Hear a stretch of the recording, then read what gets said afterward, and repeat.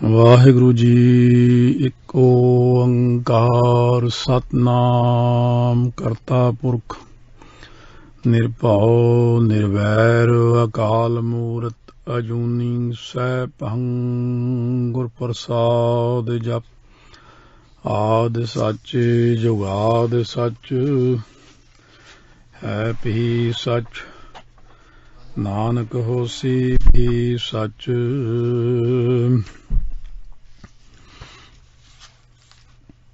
ਸੱਜਣ ਸੱਚਾ ਪਾਤਸ਼ਾਹ ਸਿਰ ਸ਼ਾਹਾਂ ਦਾ ਸ਼ਾਹ। ਜਿਸ ਪਾਸ ਬੈਠਿਆ ਸੋਹੀ ਹੈ ਸਭਨਾਂ ਦਾ ਵੇਸਾਹ। ਪੂਤਾ ਮਾਤਾ ਕੀ ਆਸੀਸ ਨਿਮਕ ਨ ਬਿਸਰਾਓ ਤੁਮ ਕਉ ਹਰ ਹਰ। ਸਦਾ ਭਜਹੁ ਜਗਦੀਸ਼। ਸਤਿਗੁਰੂ ਦੀ ਸਾਜੀ ਨਵਾਜੀ ਗੁਰੂ ਰੂਪ ਗੁਰੂ ਖਾਲਸਾ ਸਾਧ ਸੰਗਤ ਜੀ, ਸਰਬੱਤ ਸੰਗਤਾਂ ਪਿਆਰ ਸਤਿਕਾਰ ਨਾਲ ਜਿੱਥੇ ਜਿੱਥੇ ਵੀ ਅੰਮ੍ਰਿਤ ਬਾਣੀ ਰੇਡੀਓ ਸਰੋਤੇ ਸਰਵਣ ਕਰ ਰਹੇ ਹਨ, ਦੋਵੇਂ ਹੱਥ ਜੋੜ ਕੇ ਪਿਆਰ ਨਾਲ ਫਤਿਹ ਉਚਾਰਨ ਕਰੀਏ। ਵਾਹਿਗੁਰੂ ਜੀ ਕਾ ਖਾਲਸਾ ਵਾਹਿਗੁਰੂ ਜੀ ਕੀ ਫਤਿਹ। ਸਤਿਗੁਰੂ ਮਹਾਰਾਜ ਨੇ ਬਚਨ ਬਾਣੀ ਦੇ ਅੰਦਰ ਫਰਮਾਏ ਨੇ, ਹਰ ਆਪੇ ਮਾਤਾ ਆਪੇ ਪਿਤਾ ਜਿਨ ਜੀਓ ਪਾਏ ਜਗਤ ਦਿਖਾਇਆ। ਮਹਾਰਾਜ ਸੱਚੇ ਪਾਤਸ਼ਾਹ ਨੇ ਬਚਨ ਕੀਤਾ ਹੈ, ਜਿਸ ਪ੍ਰਕਾਰ ਨਮੋ ਲੋਕ ਮਾਤਾ। ਮਾਤਾ ਦਾ ਦਰਜਾ ਬਾਣੀ ਅੰਦਰ ਬਹੁਤ ਉੱਚਾ ਹੈ। ਮਾਤਾ ਧਰਤ ਮਹਤ, ਧਰਤੀ ਨੂੰ ਵੀ ਮਾਤਾ ਕਿਹਾ ਜੋ ਸਭ ਕੁਝ ਖਾਣ ਪੀਣ ਨੂੰ ਦਿੰਦੀ ਹੈ।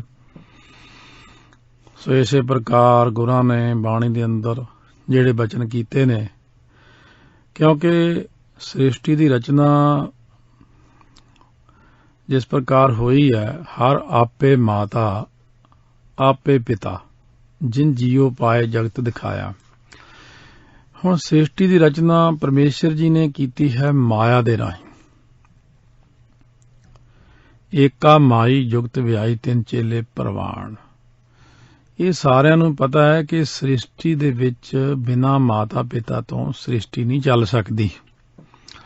ਨਿਰਗੁਣ ਰੂਪ ਦੇ ਵਿੱਚ ਬ੍ਰਹਮ ਪਰਮੇਸ਼ਰ ਜੀ ਨਿਰਾਕਾਰ ਨਿਰੰਕਾਰ ਓੰਕਾਰ ਜੀ ਜੋ ਹਨ, ਉਹਨਾਂ ਨੇ ਸੰਕਲਪ ਜਿਹੜਾ ਕੀਤਾ ਇੱਕ ਤੋਂ ਬਹੁਤੇ ਰੂਪ ਹੋ ਜਾਵਾਂ, ਉਹਦਾ ਨਾਮ ਹੀ ਮਾਇਆ।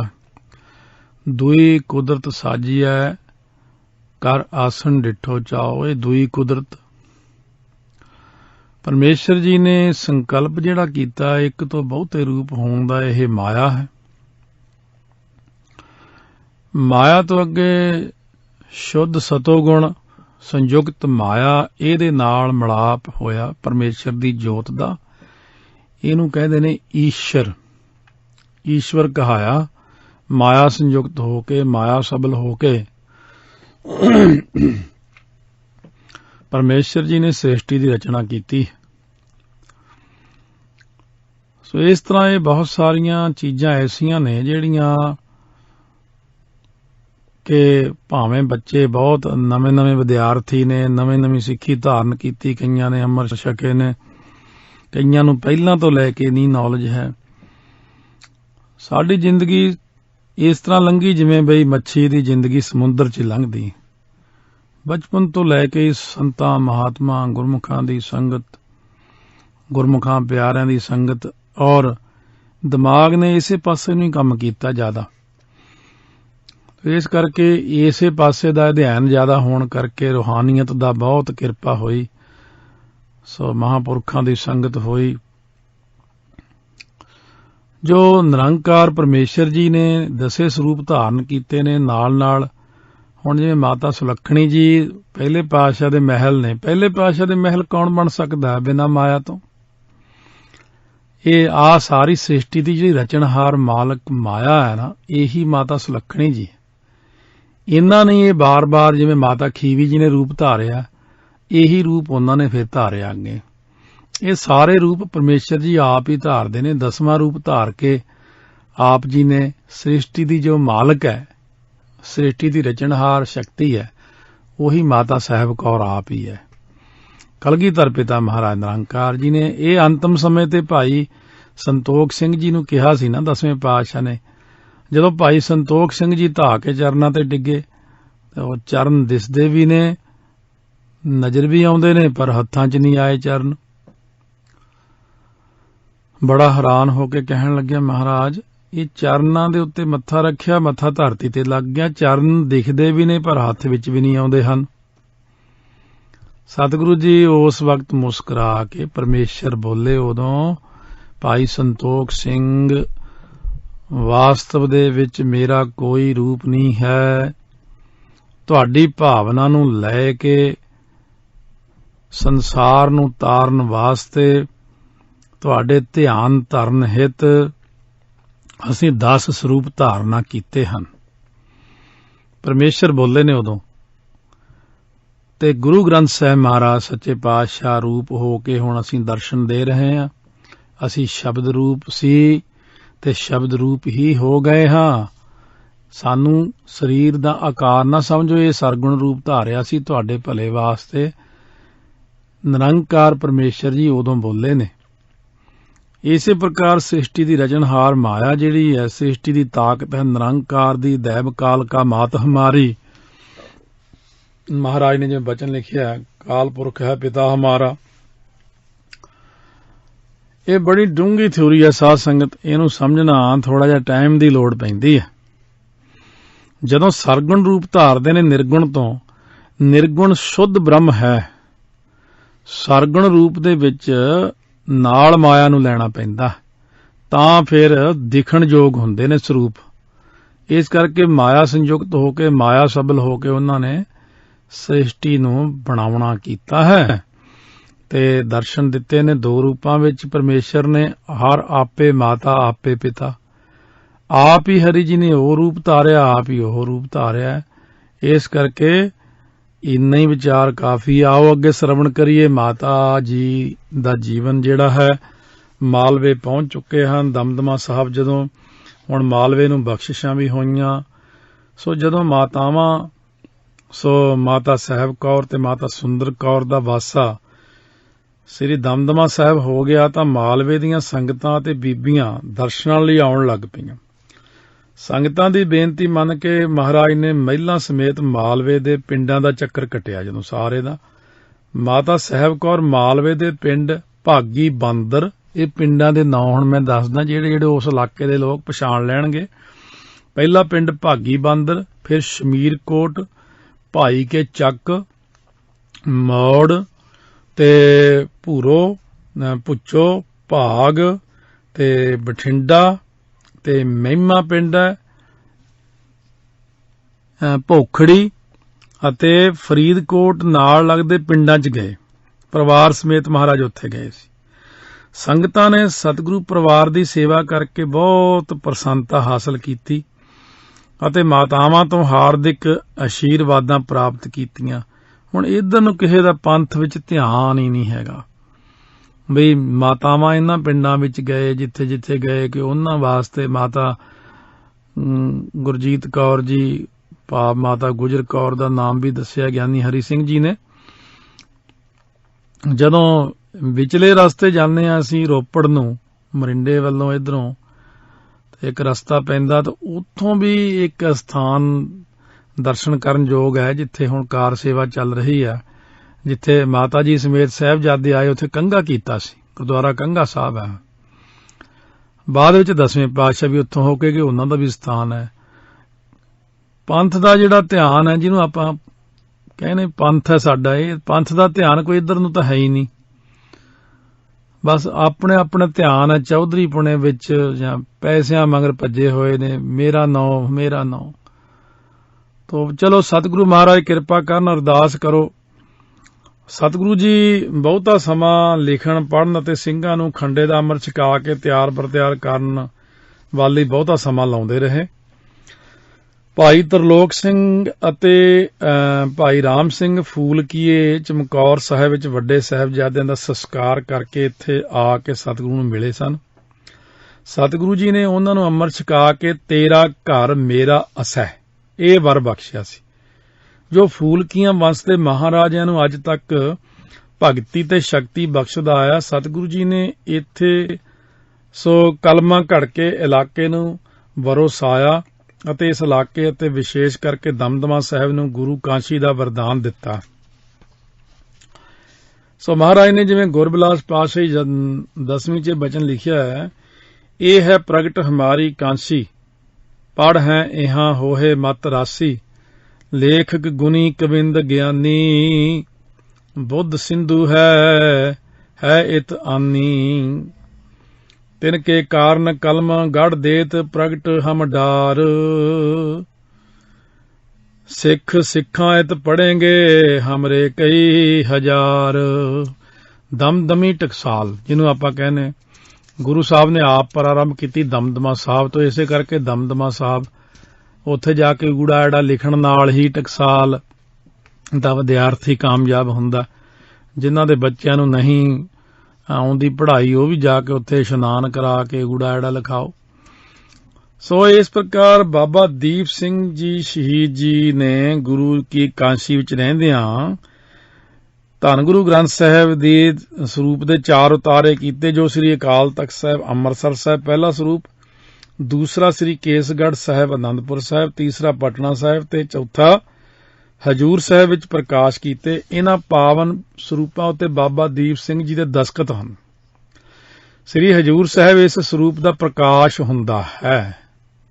ਬਾਬਾ ਜੀ ਦਾ ਸ਼ਹੀਦੀ ਦਿਵਸ 13 ਨਵੰਬਰ ਨੂੰ ਹੀ ਆ ਰਿਹਾ। ਪੜ੍ਹਿਆ ਸੀ ਮੈਂ ਡਾਇਰੀ ਦੇ ਵਿੱਚ, ਥੋੜੀ ਜਿਹੀ ਮੈਨੂੰ ਕਨਫਿਊਜ਼ਨ ਤਾਂ ਹੈਗੀ ਵੀ ਅੱਗੇ ਫਰਵਰੀ 'ਚ ਮਨਾਉਂਦੇ ਹੁੰਦੇ ਸੀ, ਜਨਵਰੀ 'ਚ ਬਾਬਾ ਜੀ ਦਾ ਜਨਮ ਦਿਨ ਆਮ ਤੌਰ ਤੇ 25, 26, 27 ਜਨਵਰੀ ਦੇ ਨੇੜੇ ਤੇੜੇ ਆਉਂਦਾ, ਪਰ ਹੁਣ ਜਿਹੜੀਆਂ ਲਿਖਤੀ ਡਾਇਰੀਆਂ ਕਈ ਉਹਨਾਂ ਦੇ ਵਿੱਚ ਇਹ ਅੱਜ ਪੜ੍ਹਿਆ ਸੀ 13 ਨਵੰਬਰ ਨੂੰ ਹੁਣ ਸ਼ਹੀਦੀ ਦਿਨ ਆ ਰਿਹਾ। ਇਸ ਕਰਕੇ ਉਹ ਧਿਆਨ ਜ਼ਰੂਰ ਰੱਖਿਓ। ਬਾਬਾ ਦੀਪ ਸਿੰਘ ਜੀ ਦਾ ਟਕਸਾਲ ਦੇ ਸਿੰਘ ਖਾਸ ਕਰਕੇ ਧਿਆਨ ਦੇ ਲੈਣ। ਬਾਬਾ ਜੀ ਵੱਲੋਂ ਥੋੜੀ ਜਿਹੀ ਸ਼ਿਕਾਇਤ ਵੀ ਆਈ ਹੈ, ਕਹਿੰਦੇ ਵੀ ਟਕਸਾਲ ਦੇ ਸਿੰਘ ਤਾਂ ਮੈਨੂੰ ਯਾਦ ਹੀ ਨਹੀਂ ਕਰਦੇ, ਨਾ ਇਹ ਮੇਰਾ ਦਿਨ ਮਨਾਉਂਦੇ ਜਨਮ ਤੇ ਨਾ ਇਹ ਸ਼ਹੀਦੀ ਦਿਵਸ ਮਨਾਉਂਦੇ ਸਾਡਾ। ਇਸ ਗੱਲ ਦਾ ਥੋੜਾ ਜਿਹਾ ਨੋਟਿਸ ਲਿਆ ਉਹਨਾਂ ਨੇ। ਇਹ ਜਦੋਂ ਹੁਣ ਚਲੋ ਕੋਈ ਨਾ ਕੋਈ ਮਹਾਂਪੁਰਖ ਸੰਕੇਤ ਦੇ ਦਿੰਦੇ, ਅੱਗੇ ਤੋਂ ਧਿਆਨ ਰੱਖਿਓ। ਮਾਤਾ ਸਾਹਿਬ ਕੌਰ ਜੀ ਦਾ ਵੀ ਇਸੇ ਕਰਕੇ ਮਨਾ ਰਹੇ ਆ। ਮਹਾਰਾਜ ਕਹਿੰਦੇ ਸਾਨੂੰ ਯਾਦ ਕਰਦੇ ਰਹਿੰਦੇ, ਮਾਤਾ ਜੀ ਨੂੰ ਯਾਦ ਨਹੀਂ ਕਰਦੇ। ਸ੍ਰੀ ਹਜੂਰ ਸਾਹਿਬ ਇਸ ਸਰੂਪ ਦਾ ਪ੍ਰਕਾਸ਼ ਹੁੰਦਾ। ਧੰਨ ਗੁਰੂ ਗੋਬਿੰਦ ਸਿੰਘ ਜੀ ਨੇ ਬਾਬਾ ਦੀਪ ਸਿੰਘ ਜੀ ਨੂੰ ਦਮਦਮਾ ਸਾਹਿਬ ਦਾ ਪਹਿਲਾ ਹੈੱਡ ਗ੍ਰੰਥੀ ਮੁਖੀ ਥਾਪ ਕੇ ਉਹਨਾਂ ਨੂੰ ਗ੍ਰੰਥੀ ਗਿਆਨੀ ਦੀ ਉਪਾਧੀ ਨਾਲ ਸਨਮਾਨ ਕੀਤਾ। ਇਹ ਇੱਕ ਟਕਸਾਲ ਵਿੱਚ ਚੱਲਦਾ ਹੁੰਦਾ, ਜਿਵੇਂ ਸੰਤ ਗਿਆਨੀ ਅੱਖਰ ਜਿਹੜਾ ਆਉਂਦਾ ਆਮ ਤੌਰ ਤੇ ਬਾਬਾ ਗਿਆਨੀ, ਗ੍ਰੰਥੀ ਗਿਆਨੀ। ਇਸ ਪਵਿੱਤਰ ਸਥਾਨ ਦੇ ਪਹਿਲੇ ਗ੍ਰੰਥੀ ਤੇ ਗਿਆਨੀ ਬਾਬਾ ਦੀਪ ਸਿੰਘ ਜੀ ਸਨ। ਮਹਾਰਾਜ ਸੱਚੇ ਪਾਤਸ਼ਾਹ ਨੇ ਥਾਪਣਾ ਕੀਤਾ, ਜਿਨ੍ਹਾਂ ਨੂੰ ਬਾਬਾ ਪਦਵੀ ਵੀ ਉਹਨਾਂ ਕੋਲੇ ਆ। ਧੰਨ ਧੰਨ ਬਾਬਾ ਦੀਪ ਸਿੰਘ ਜੀ ਨਾਲ ਬ੍ਰਹਮ ਗਿਆਨੀ ਨਾਲ ਸ਼ਹੀਦ ਦੀ ਪਦਵੀ ਉਹਨਾਂ ਕੋਲੇ ਆ। ਕਿ ਦੇਖੋ ਕਿੰਨੇ ਰੁਤਬੇ ਬਾਬਾ ਜੀ ਕੋਲ ਨੇ, ਕਿੰਨੀ ਵੱਡੀ ਹਸਤੀ ਆਪਣੀ ਟਕਸਾਲ ਦੇ ਮੁਖੀ ਬਾਬਾ ਦੀਪ ਸਿੰਘ ਜੀ, ਭਾਈ ਮਨੀ ਸਿੰਘ ਜੀ। ਧੰਨ ਸ੍ਰੀ ਗੁਰੂ ਗ੍ਰੰਥ ਸਾਹਿਬ ਦੇ ਸਰੂਪ ਤਿਆਰ ਕਰਨ ਉਪਰੰਤ ਸਤਿਗੁਰੂ ਜੀ ਨੇ ਖਾਲਸੇ ਦਾ ਜਨਮ ਦਿਨ ਵਿਸਾਖੀ ਦਾ ਪੁਰਬ ਇੱਥੇ ਬੜੀ ਧੂਮ-ਧਾਮ ਨਾਲ ਮਨਾਇਆ ਅਤੇ ਸੰਗਤਾਂ ਨੂੰ ਸਰੂਪ ਸਾਹਿਬ ਦੇ ਦਰਸ਼ਨ ਕਰਾਏ। ਉਸ ਸਮੇਂ ਤੋਂ ਵਿਸਾਖੀ ਦਾ ਪੁਰਬ ਹਰ ਸਾਲ ਇੱਥੇ ਬੜੇ ਧੂਮ-ਧਾਮ ਨਾਲ ਮਨਾਇਆ ਜਾਂਦਾ ਹੈ। ਸਤਿਗੁਰੂ ਜੀ ਨੇ ਜਦੋਂ ਦੱਖਣ ਵੱਲ ਜਾਣ ਦਾ ਵਿਚਾਰ ਪ੍ਰਗਟ ਕੀਤਾ ਤਾਂ ਮਾਤਾ ਸਾਹਿਬ ਕੌਰ ਅਤੇ ਮਾਤਾ ਸੁੰਦਰ ਕੌਰ ਜੀ ਦੋਹਾਂ ਨੂੰ ਵਾਪਸ ਦਿੱਲੀ ਪਰਤ ਜਾਣ ਦੀ ਆਗਿਆ ਹੋਈ। ਉਸ ਸਮੇਂ ਭਾਈ ਡੱਲਾ ਜੀ ਨੇ ਹੱਥ ਜੋੜ ਕੇ ਬੇਨਤੀ ਕੀਤੀ ਕਿ ਸਣੇ ਪਰਿਵਾਰ ਉਸ ਦੇ ਮਹਿਲਾਂ ਵਿੱਚ ਚਰਨ ਪਾਉਣ ਦੀ ਕਿਰਪਾ ਕੀਤੀ ਜਾਵੇ। ਭਾਈ ਡੱਲਾ ਜੀ ਨੇ ਕਿਹਾ ਕਿ ਅੰਮ੍ਰਿਤ ਛਕਾਉਣ ਸਮੇਂ ਜਿਸ ਨੂੰ ਉਸ ਦੀ ਧਰਮ ਮਾਤਾ ਕਿਹਾ ਹੈ, ਉਹ ਆਪਣੇ ਨਾਦੀ ਪੁੱਤਰ ਦੇ ਘਰ ਚਰਨ ਨਾ ਪਾਵੇ ਤਾਂ ਉਹਦਾ ਜਨਮ ਸਫਲਾ ਨਹੀਂ ਹੋ ਸਕਦਾ। ਉਸ ਸਮੇਂ ਮਾਤਾ ਸਾਹਿਬ ਕੌਰ ਜੀ ਨੇ ਵੀ ਸਤਿਗੁਰੂ ਜੀ ਨੂੰ ਪ੍ਰੇਰਿਆ ਤੇ ਉਹ ਮਹਿਲਾਂ ਸਣੇ ਡੱਲਾ ਸਿੰਘ ਦੇ ਮਹਿਲਾਂ 'ਚ ਗਏ।